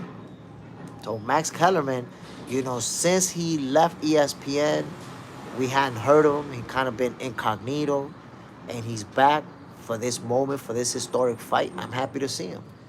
But I got a lot of respect for Max Kellerman because of that. Because he started way, way at the bottom. You got to remember, Max Kellerman started in boxing when social media didn't exist. There was no social media. That's why he was on public access TV. You paid a little money and they allow you to go on some public access channel for whatever amount you paid for. Half an hour, whatever it was. That's how he got started, paying his own money. That's how Max Kellerman started, yo. His own money. So you have to understand that this guy achieved going to the highest levels of boxing when it comes to reporting all the way from public access. And now you see me over here, I started with this. This and myself talking. Eventually got a little tripod, got a little camera, lamp. But that's why I got that respect for Max Kellerman now at an even higher level. Because I see the obstacle of having so many people root against you. I see the obstacle of having so many people. You know what I learned in this process? That there's gonna be people who they see that you're so nice. They see that you're so talented, and I hate to toot my own horn, but that's the reality. They see that you're so nice and talented that they want to convince you to not do what you're doing. Because they know it's the inevitable. They know a door's going to open for me. They know it. But because of that, they like, damn, let me stop him from going where he's going. Let me stop him from doing what he's trying to do. How do you try to stop somebody? Simple. You hate on them. Yo, that shit is whack. Yo, that shit is corny. Yo, you don't know what you're talking about. You hate on them.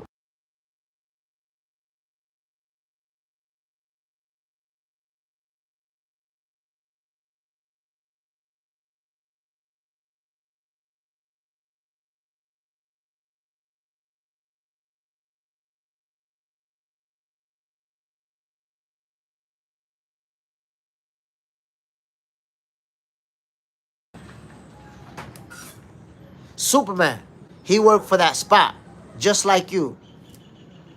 Max Kellerman, bro, you cannot make it from any lower than he did. Public access, getting on a channel and talking boxing, and nobody give a damn about what you're talking about. And then people talking mad shit like, man, this guy's a goofball. This guy's corny. This guy he looked like a nerd.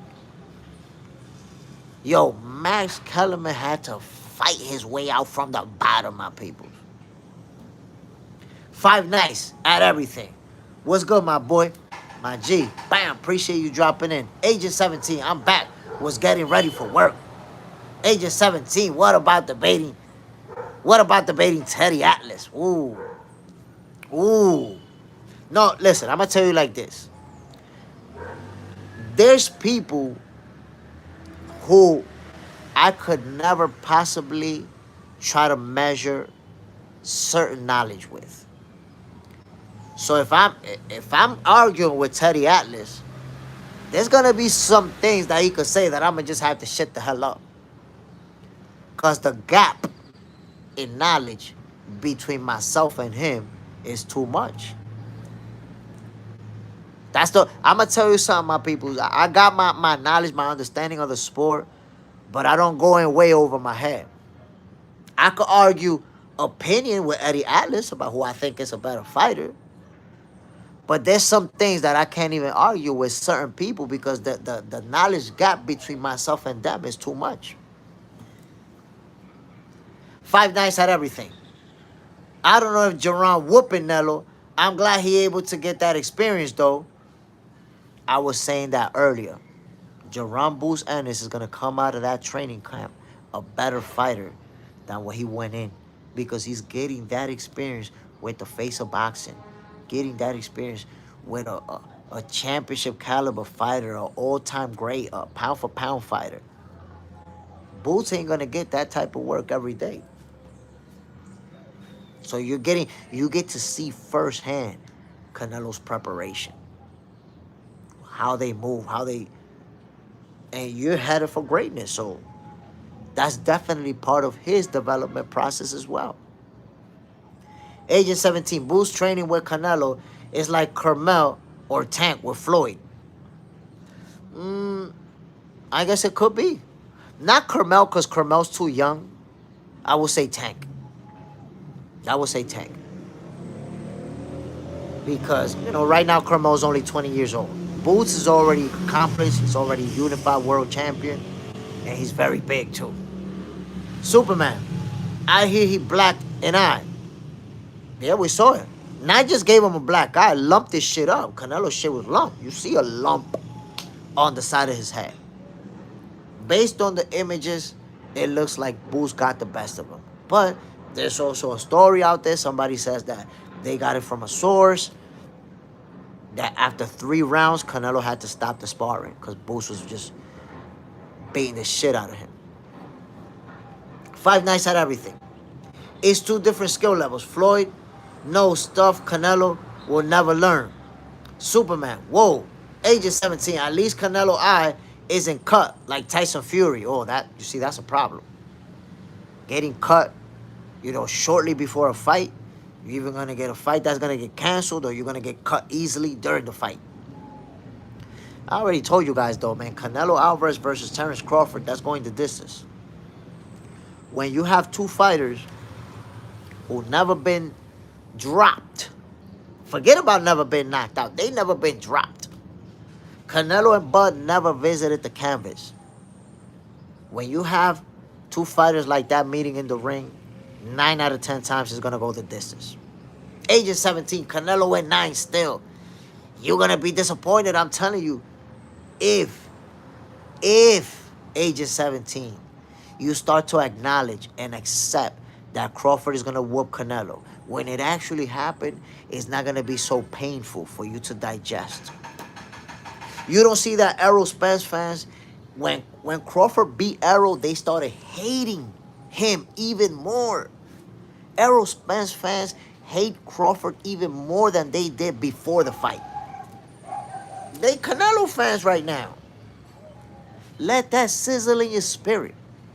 Errol Spence fans spent years hating on Canelo. As soon as it was announced that Canelo was fighting Bud, they became Canelo fans. In reality, this is all about people wanting Canelo to get that get back for Errol Spence, for that beating he took. Cow 27. Terence Crawford was dropped. That's fake news. Fake news, brother. We all know that's fake news. Lost his footing. Kavaluska shoved him down. It wasn't even counted as a knockdown. Stop the cap. Stop the cap. Stop the cap, my brother. Come on now. We know exactly how it played out. And we know exactly why it played out that way. Because Terrence Crawford was the better fighter that night. So he pummeled Errol Spence, and people mad about that. And now they became Canelo fans, and he's gonna pummel Canelo too. Y'all gonna be mad about that too, bro. So, damn, I can't read that, bro, with them type of letters you got on there. Something sold Canelo by stoppage. We'll see. We'll see. If you got it by late round, I understand that. If you got it by late round, people saying, the body shots, you're going to slow Crawford down and get him late. That's reasonable. I understand that. Gee, it's like a coin toss for me. I'm just going to enjoy the fight. Look, man, right now, this fight, the way that it's shaping up is going to be one of the biggest fights in the history of the sport of boxing. And I'm talking about number one, with all of the accomplishments that will be in the ring that night, but then the viewership. This thing might get over 100 million people tuning in, bro. It's gonna be crazy. JJ's Zendejas, I got you, my brother. Let's scroll up. JJ's Zendejas, exactly, Jay Smith. When De La Hoya sparred with Chavez, he knew he could beat him. Come on, bro. And it's funny that you say that because De La Hoya spoke about that recently in an interview. And he said, yo, I knew I was going to whoop him.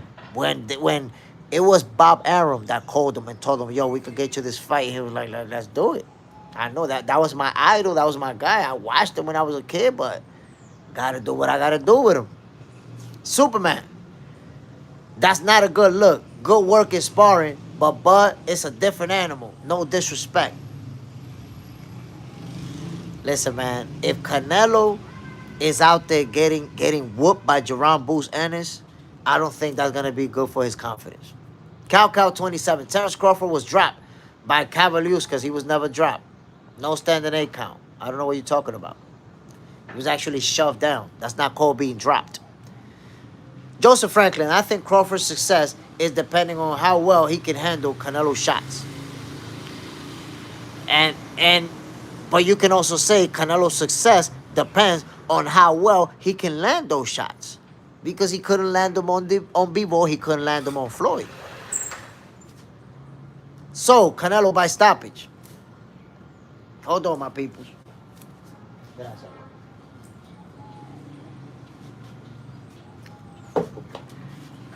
Yo, to those of you just tuning in, man, this is another episode of Boxing for Breakfast.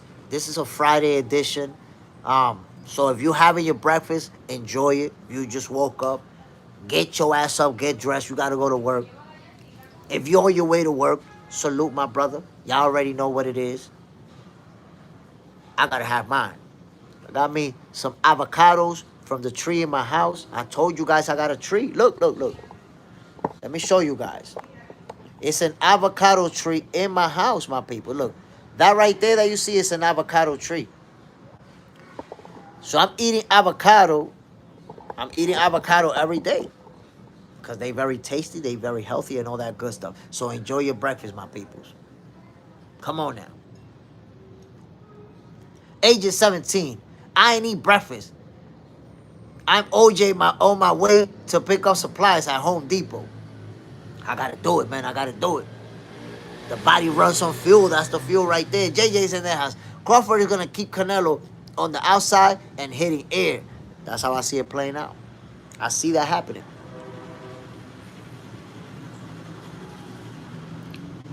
I really see that happening. Crawford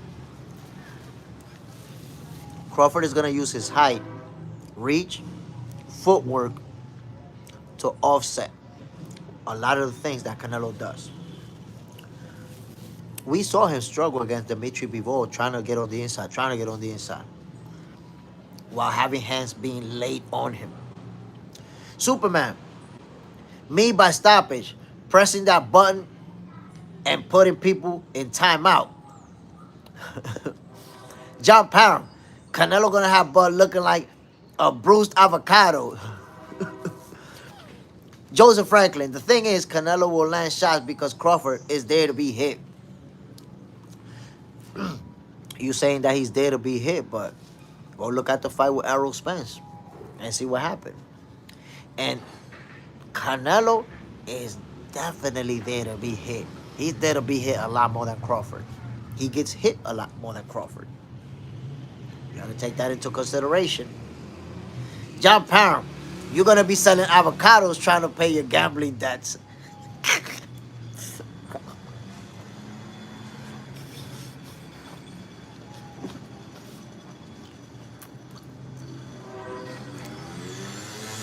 Look, John, I know you're an elite level trash talker, but I want to see what your trash talking gonna be about on the 14th after you watch Canelo get battered. I want to see what that trash talking gonna be looking like. Age of 17, Crawford high guard and parries are the best in the game. I believe that too. I believe it too.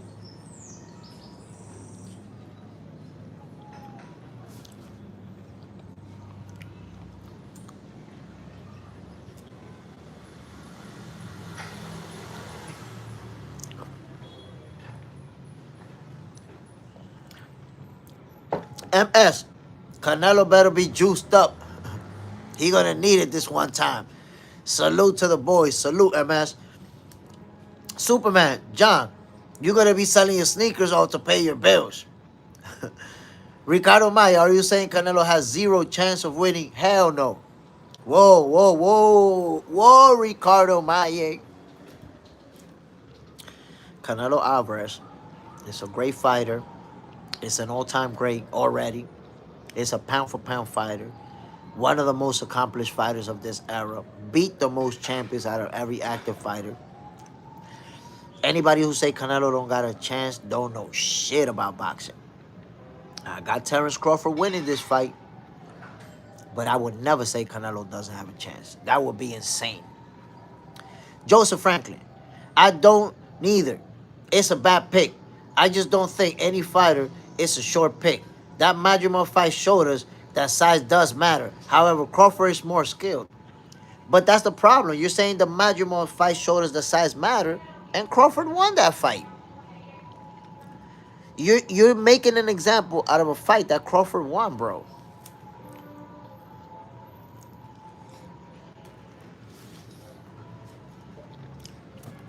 It's not a good example.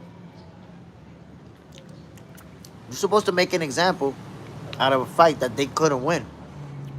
Like when Canelo couldn't beat Bivol and got made to look easy.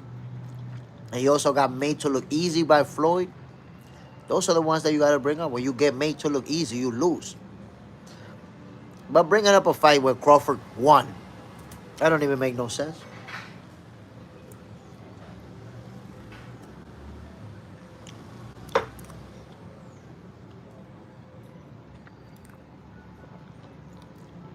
You know, a fight is really good when people think they're exposing him with fights he won.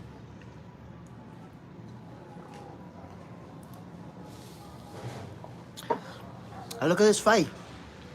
He didn't win as convincingly so. Like, you're really knocking him on fights that he won. Come on. That doesn't really make sense. Your data, Canelo have fought more competition than Crawford. That doesn't mean anything. Absolutely anything. If that even made sense, that means that every time a guy coming up is gonna fight a world champion, they're gonna lose because the champion always fought more competition. That doesn't mean anything. You're wasting your time typing that in. Go get the money. John P. winning by points is cool because you don't get KO every fight in boxing. And that's true. Every fight is not gonna end up in a knockout.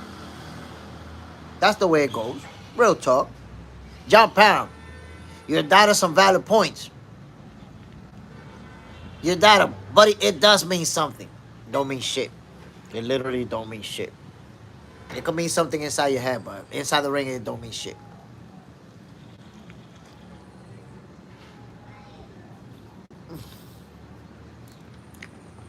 Your data, he's not going to be fast. Canelo's not fast. He's going to be faster than Canelo. He's going to be faster than Canelo. You say he gets touched like crazy. Have you seen Canelo's face coming out of fights? Looking like a tomato? What are we doing? Canelo blocking punches with his face these days. What are you talking about? What are you talking about?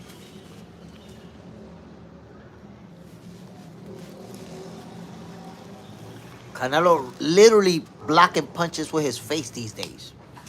Canelo be like, what are we talking about? JJ said that has the best delivery. It's a pizza to your door.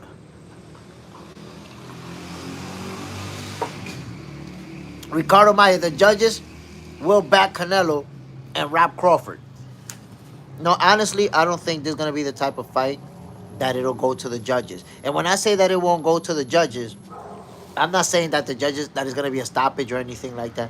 I'm saying that whoever wins, it's going to be Crawford, is going to be convincingly. There is going to be no taking it. There is going to be no taking it. Okay? There's going to be no taking it. Dada, you're going to need a little break. You're talking too much. You're getting too desperate already. Getting too desperate. Relax. Take a break and watch me. You don't know shit about boxing? I do. Watch me. Stop trying to be an analyst. John Parron, y'all like and subscribe. You know it, man. Hit that like button. Subscribe. Don't be acting like you Tank Davis and that like button is Roach. And you got to duck. You don't have to. Joseph Franklin. A lot of false equivalencies in your comparison. Crawford can't use Bivol's method because he's not 6'1", and he's not a light heavyweight. Based on what you say, I already know you never boxed a day in your life. Based on that, what you say, you never boxed a day in your life. You watch a lot of boxing on TV, and you think you know. So let me help you understand. Even though you pointed out that Bivol is 6'1", you clearly missed out the part that Crawford has the longer arms. You see, the arm length, the arm reach, Crawford has longer arms than Dimitri Bivol. That's number one. But let me help you understand something, Joseph Franklin, that I'm sure you don't understand because you made that comment, and I'm sure you never boxed a day in your life.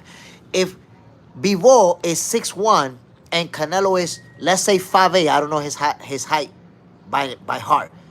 Follow me here, Franklin, so you can learn something. Bivol is punching down to Canelo. If you're punching down, your punch goes less further. Let me help you understand. Stay with me, Franklin. If you punch like this, your punch goes a lot further than if you punch like this, right? Punch down. If you punch down to the height of your belly button, it's not going to go as far as if you punch forward to the height of your face, right? So in case you're not understanding what I'm trying to explain to you, Joseph Franklin, not only does Terence Crawford has a longer reach than Dimitri Bivol, but because he's closer to Canelo's height, he's punching forward, not down. His reach advantage is going to be more significant than Dimitri Bivol come fight night. So Bivol being taller doesn't help his arm length. It actually hinders it because he's punching down, buddy. He's not punching forward. Canelo Crawford is gonna be punching forward. He's gonna punch his face in from damn near across the ring, bro. And then you say he's a light heavyweight. Well, guess what, Joseph Franklin? Let me debunk that one too. Bivol has a whopping total of 12 knockouts in his entire career. What are you suggesting when he's a light heavyweight? Big and strong? 12 knockouts in his entire career. And in that entire fight, he never hurt Canelo, never rocked him, never bullied him, didn't clinch excessively, putting his weight on him, didn't do absolutely anything to push his weight on Canelo. He just outboxed him and made him look like a B-level fighter for 12 rounds. By round number 6, we already knew maybe he could land a big shot because he's not winning this boxing match. He out there getting cooked. You watch the guy get cooked and you bringing up that he was a light heavyweight like that meant anything in that fight. But the reality is that Dimitri Bivol outboxed him. So Joseph Franklin, you said two things, trying to sound knowledgeable, and all you did was sound like you don't know shit about boxing. You said that Crawford cannot use Bivol's methods. Yes, he can use his height and reach advantages. Yes, he can use the better footwork that he has than Canelo, just like Dimitri Bivol did. You was wrong about that. And then you said that he's 6'1". Crawford has the longer reach and about the same size as Canelo. He's going to be able to punch him from further. That was for free. I gave you free game. Free of charge. I'm not even going to charge you for educating you like this. Age of 17, Canelo gets his flowers unlike Teddy Atlas. I mean, Teddy Atlas, when he doesn't like a fighter, you could tell. You could tell when he don't like a fighter.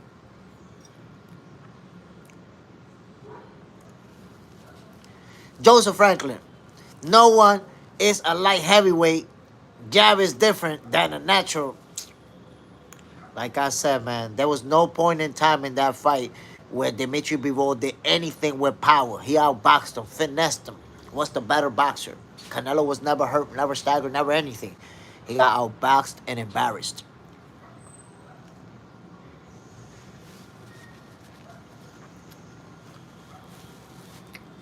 Outboxed, embarrassed by the better fighter.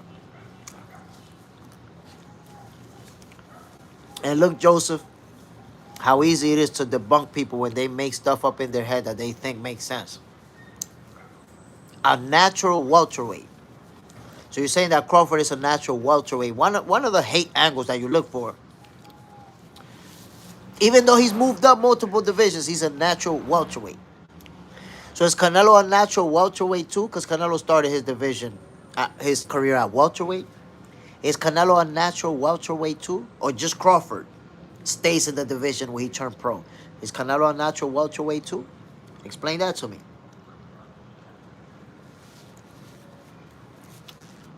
In case you didn't know, Joseph Franklin, Canelo started his career at 147. And in case you didn't know, he's a very small 168-pounder. Everybody in that division is bigger than him. But you decided that he's a natural 168-pounder for Crawford. Meanwhile, he looked little as hell in front of everybody in that division. You gotta stop the cap, bro. You saw Terence Crawford and Canelo Alvarez do a face-off, what, 3-4 times in the press conferences? Did Canelo even look big in front of Crawford? Y'all gotta stop the cap. Y'all know he did it. Kobe, do you think Crawford, southpaw, can slow down Canelo?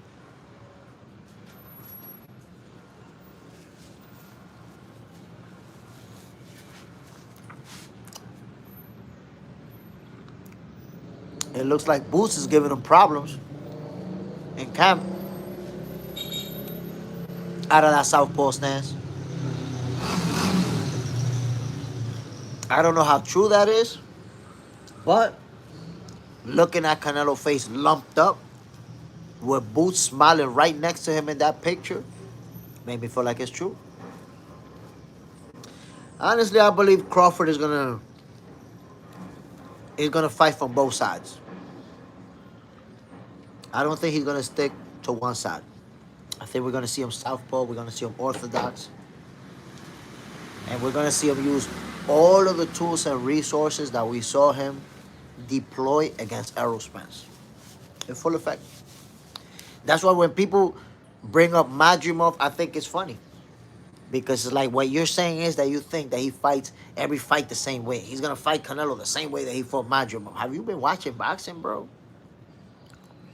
Have you been seeing how the great fighters got different ways that they can fight and win?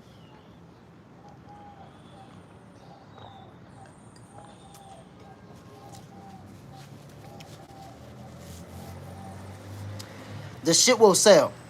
Canelo has yet to fight a true 168-pounder. As a true 168 heavy hitter. Come on. You fought William Score last. I think I got more knockouts than William Score. Underrated Will. We will see how this play out. Canelo. You're right, Canelo getting his ass whooped. Brady, I think Crawford is the better boxer skill-wise. Canelo's going to struggle with the distance and speed. The same things that he struggled with against Dimitri Bivol.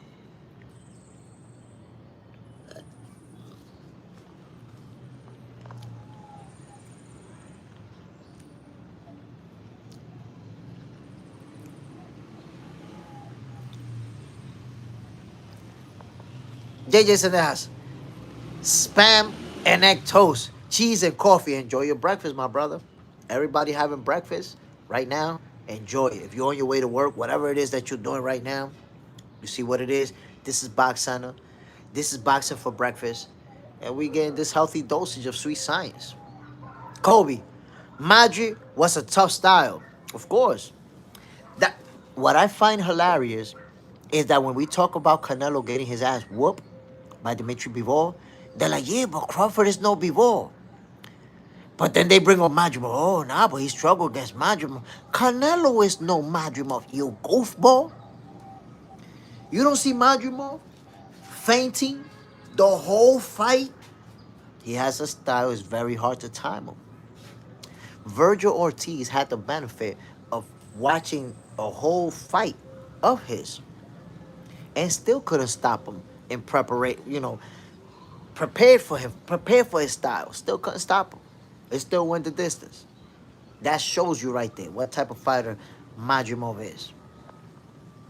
MS, Boots looked bigger than Canelo in both pictures, and Boots at 154. I posted about that the other day, man. Why are people acting like Canelo's huge? Why are they acting like he this big dude? He look little next to Boots. Boots look big right next to him. But he's a giant in front of Crawford somehow.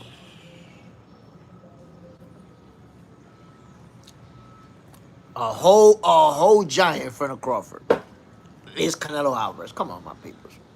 Underrated Will. Superman. You know about going to sleep. Canelo is going to take a beating, bro. Canelo's going to take a beating. And I'm trying to get you guys to understand it so your feelings is not hurt when it happens. Shy Guy, that Canelo head movement going to get Crawford pieced up. That Canelo head movement, the only head movement we've seen from Canelo lately is when he getting punched in the face. Pop, pop, pop. Blocking punches with the face lately. Brian Romero, do you think the weight is going to affect Bud as far as him running out of stamina or making him slower? I'm 100% sure. 100% sure. That's not going to be the case. That's not going to be the case. Outside of the realm of possibility. And I tell you what. All you got to do is look at Terence Crawford's entire career. Look at his entire career. Has he ever been known to be a fighter who's not disciplined, who doesn't show up, in great shape, who's not able to handle the challenge or whatever? Crawford is not that type of fighter. This is a fighter who, his whole career, he's been in great shape. So if he's always been in great shape, the notion that, because he's fighting on a higher weight, this time he's not going to be able to handle it. Nah. That's not the way that it goes. Terence Crawford is going to be the faster fighter in the ring. He's going to be the fighter with the better footwork. He's going to be the fighter with the edge in height and reach. And that's going to mean a lot come fight night. People on denial about what that actually means, but they're going to find out. They're going to find out, my people. Did you see what Hamza... Did you see? Give me a hug. Come over here, give me a hug. Did you see what Hamza Shiraz did to Edgar Berlanga with that height and reach? Poor Edgar Berlanga didn't know what to do other than get battered and pummeled. Aprovecha, amor. So you gotta understand, my peoples. That fight played out the way that it did because Edgar Berlanga didn't know what to do with that height and reach advantage that Hamza Shiraz brought to the table. He just could not find a way to get on the inside without eating leather. You're going to see that same situation. Same situation is going to play out when Canelo Alvarez is trying to close the gap on Terence Crawford. You're going to see him trying to close the gap and get pummeled. Then you're going to be like, damn, man, I should have been listening to Jay Smith. Should have been listening. I try to tell y'all. My people. get this lamp up in here. I tried to tell you, my peoples. And you still have time, by the way. You still have time to change your mind. You can still say, you know what? I want Canelo Alvarez to win, but I understand that Crawford is going to win. If you can take yourself to that mental space of understanding the inevitable, that Bud Crawford is going to whoop that ass, if you understand that, it's not going to be as painful to digest, my people. You're going to be able to say, okay, yeah, I saw it coming. Jay told me it was going to happen. And, ooh, god damn, almost had an accident over here. It's not going to be as painful, my people, to digest it when it happens. And that, like I told y'all, man, September 14th is going to be the fieriest cookout show in Boxing for Breakfast. On the 14th, get ready. John Parro, butt arms are going to be heavy after Canelo punched him to death. That's not going to matter, man. Y'all don't understand. Bud got that country strength. He got that country body. Them punches that Canelo hit people and bruised them up, he going to hit Crawford, boom, and his hand going to hurt. His hand going to get bruised up. Y'all don't understand about that country strength, bro. Yo, let me tell you guys a little story about country strength. Yo, I went to the country here in the Dominican Republic, and it was me and a few of my cousins, right? And we went to this place where this guy got like a big piece of land, and he has horses, cows, donkeys, and shit like that. And he had a donkey going up a big-ass hill, and the donkey had in his back a lot of branches and a lot of stuff tied into one thing. A lot of shit in the donkey's back, right? And when we was halfway up the hill, the donkey was getting tired. And it's like the feet or the hoofs, whatever the hell they call that shit, started slipping. So we like, yo, we're gonna have to help him, bro. And it's like 6 of us. But none of us never been in the country. None of us ever been around donkeys like that. Yo, we trying to figure out a way to remove that shit from the donkey to help him out. We struggling. Yo, this dude from the countryside was like, yo. You Americans you Americans are weaklings. Get away from the donkey. We get away. Yo, this nigga grabbed that shit by himself from the donkey's back. Get out my way. Get out the way. We're like, what the fuck? All 6 of us couldn't take that shit off the donkey's back, bro. This dude grabbed it. Get out the way. Y'all don't know what y'all doing over here. And grabbed the whole shit by himself. I'm like, what the fuck? That country strength be different, bro. These dudes that they not eating McDonald's and Burger King. They over there eating yam, drinking milk straight from the cow and shit. Yo, they strength be different, bro. They had us over there looking goofy as hell. Every time it was time to do heavy shit, get out the way. You little weaklings. Come on, bro. Shit that it take 4 or 5 niggas to lift it up, maybe one dude. Brian Romero. Esa fuerza de campesino, manito, es una vaina diferente. Esos campesinos tienen otra fuerza. And Terence Crawford is one of them dudes. That's what y'all don't understand, bro. Terence Crawford, my people, is one of them dudes. Strong ass motherfucker. Yo, you didn't see... Bro, Terence Crawford went in the gym with regular clothes and yanked up 500 pounds. Who does that shit, bro? Who yanks up 500 pounds with jeans or regular t-shirt? That's crazy. Oh, right there. Put it right there. Good job. Superman. I don't know why y'all people are on denial, but it's different. JJ's in that exactly, J. Smith. Country boy can survive. May the best man win. That's a fact. And the best man is going to be Terrence Crawford. MS, LOL, country football players be tipping cows at night for workout. Bro, it's like, that's not a Dominican Republic thing. That's like on a world scale. Anywhere, any country you go to, if you go to the countryside, those are usually gonna be the strongest motherfuckers in the country, bro. It don't matter where you at. You can go to China. If you go to China, to the area where there's, all the nice buildings and the cities, they not gonna be as strong as the dudes that's over there in the rice fields and all that other stuff. They not. That country strength be different, bro. Look, I'm gonna put it to you like this. I promise you, if Canelo Alvarez and Terrence Crawford go in the gym together, I bet you Canelo Alvarez cannot bench press as much as Terrence Crawford. I bet you he cannot deadlift as much as Terrence Crawford. So all I'm talking about is strength.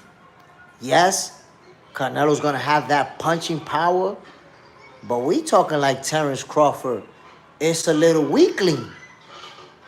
This a country dude from Omaha, Nebraska. Did I not just tell y'all how them country dudes get down?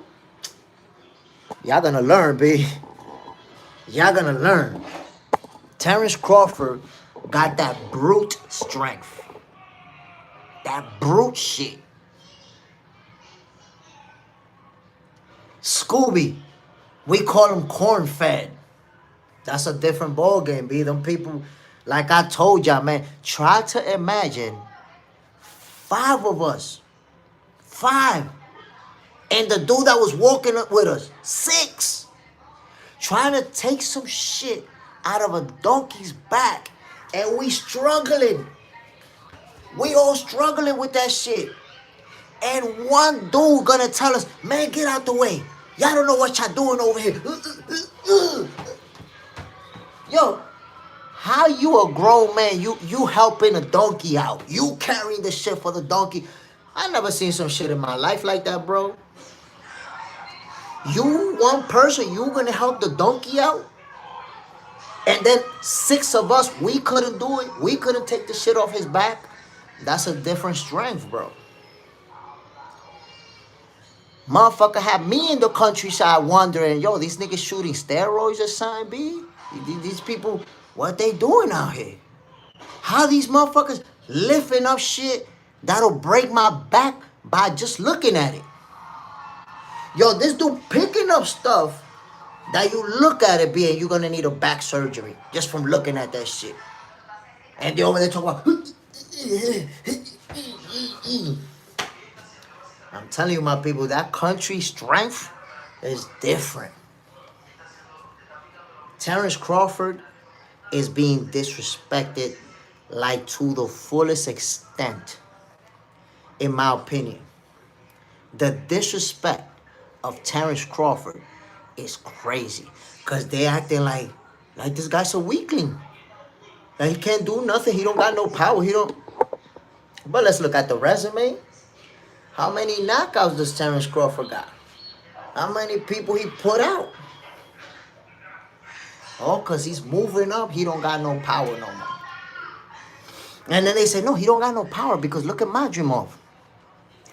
Okay, so if you want to say that, where was Canelo's power versus Williams' score? Did you see the power that he delivered to score? Or was it?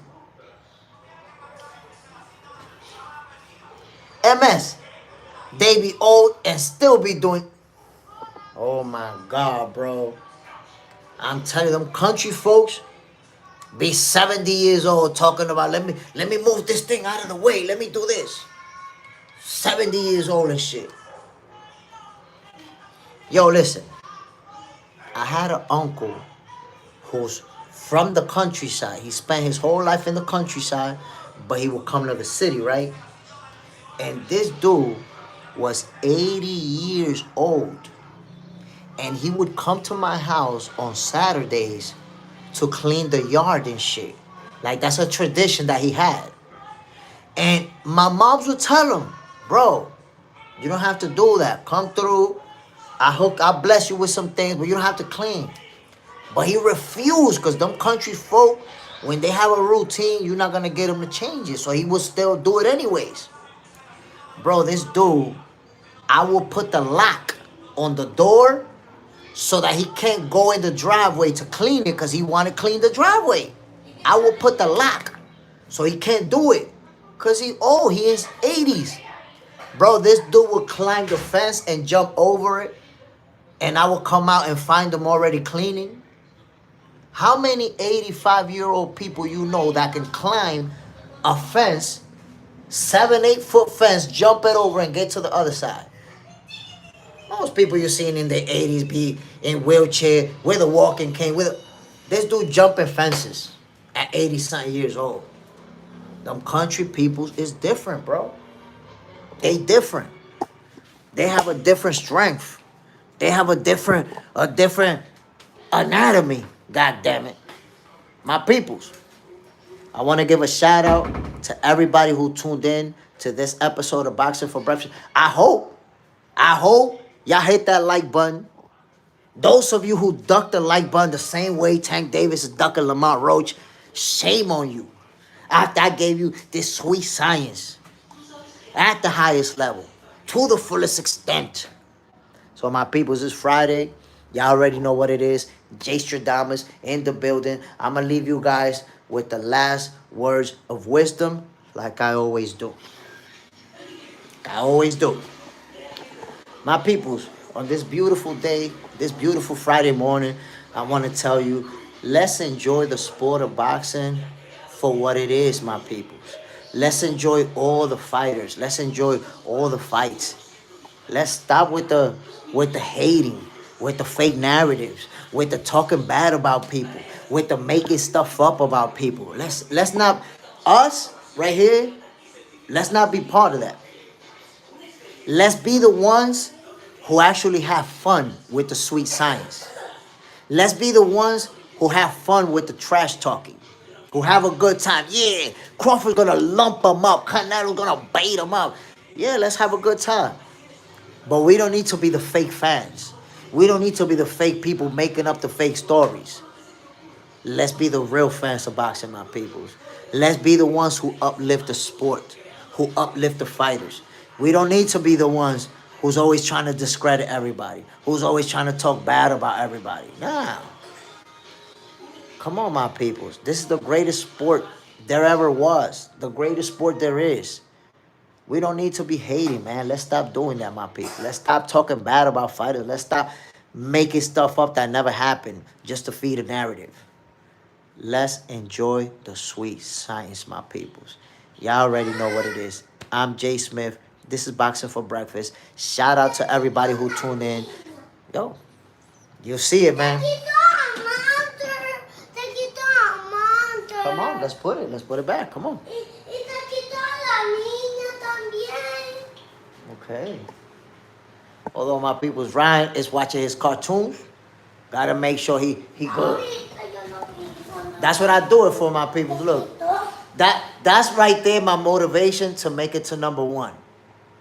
That's my motivation so that one day everybody knows boxing.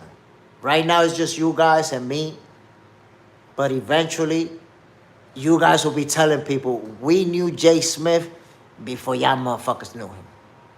We was rocking with him. That's why I appreciate every single one of you. Y'all already know what it is, man. I'm out of here. One love to everybody. Enjoy your Friday. Don't drink too much. Don't get too twisted today. Don't be out there on your knees in the toilet throwing up like a goofball. Don't have too much fun. But my people, say enjoy your Friday. Spend some time with your family. If you got kids, spend some time with your kids. Because I'm going to tell you like this. If you got kids, that right there needs to be everything. Because one day when you get old, that's what you're going to have. That's the love that you're going to want. You can have all the money in the world. You can have all the success in the world. If your kids don't rock with you, you're not going to be happy. You're going to be able to act like, yeah, we good. But you're going to have a piece of you missing. So always make sure your kids is straight and you're good with your kids. Man, I'm out of here. One love to everybody. I appreciate y'all, man.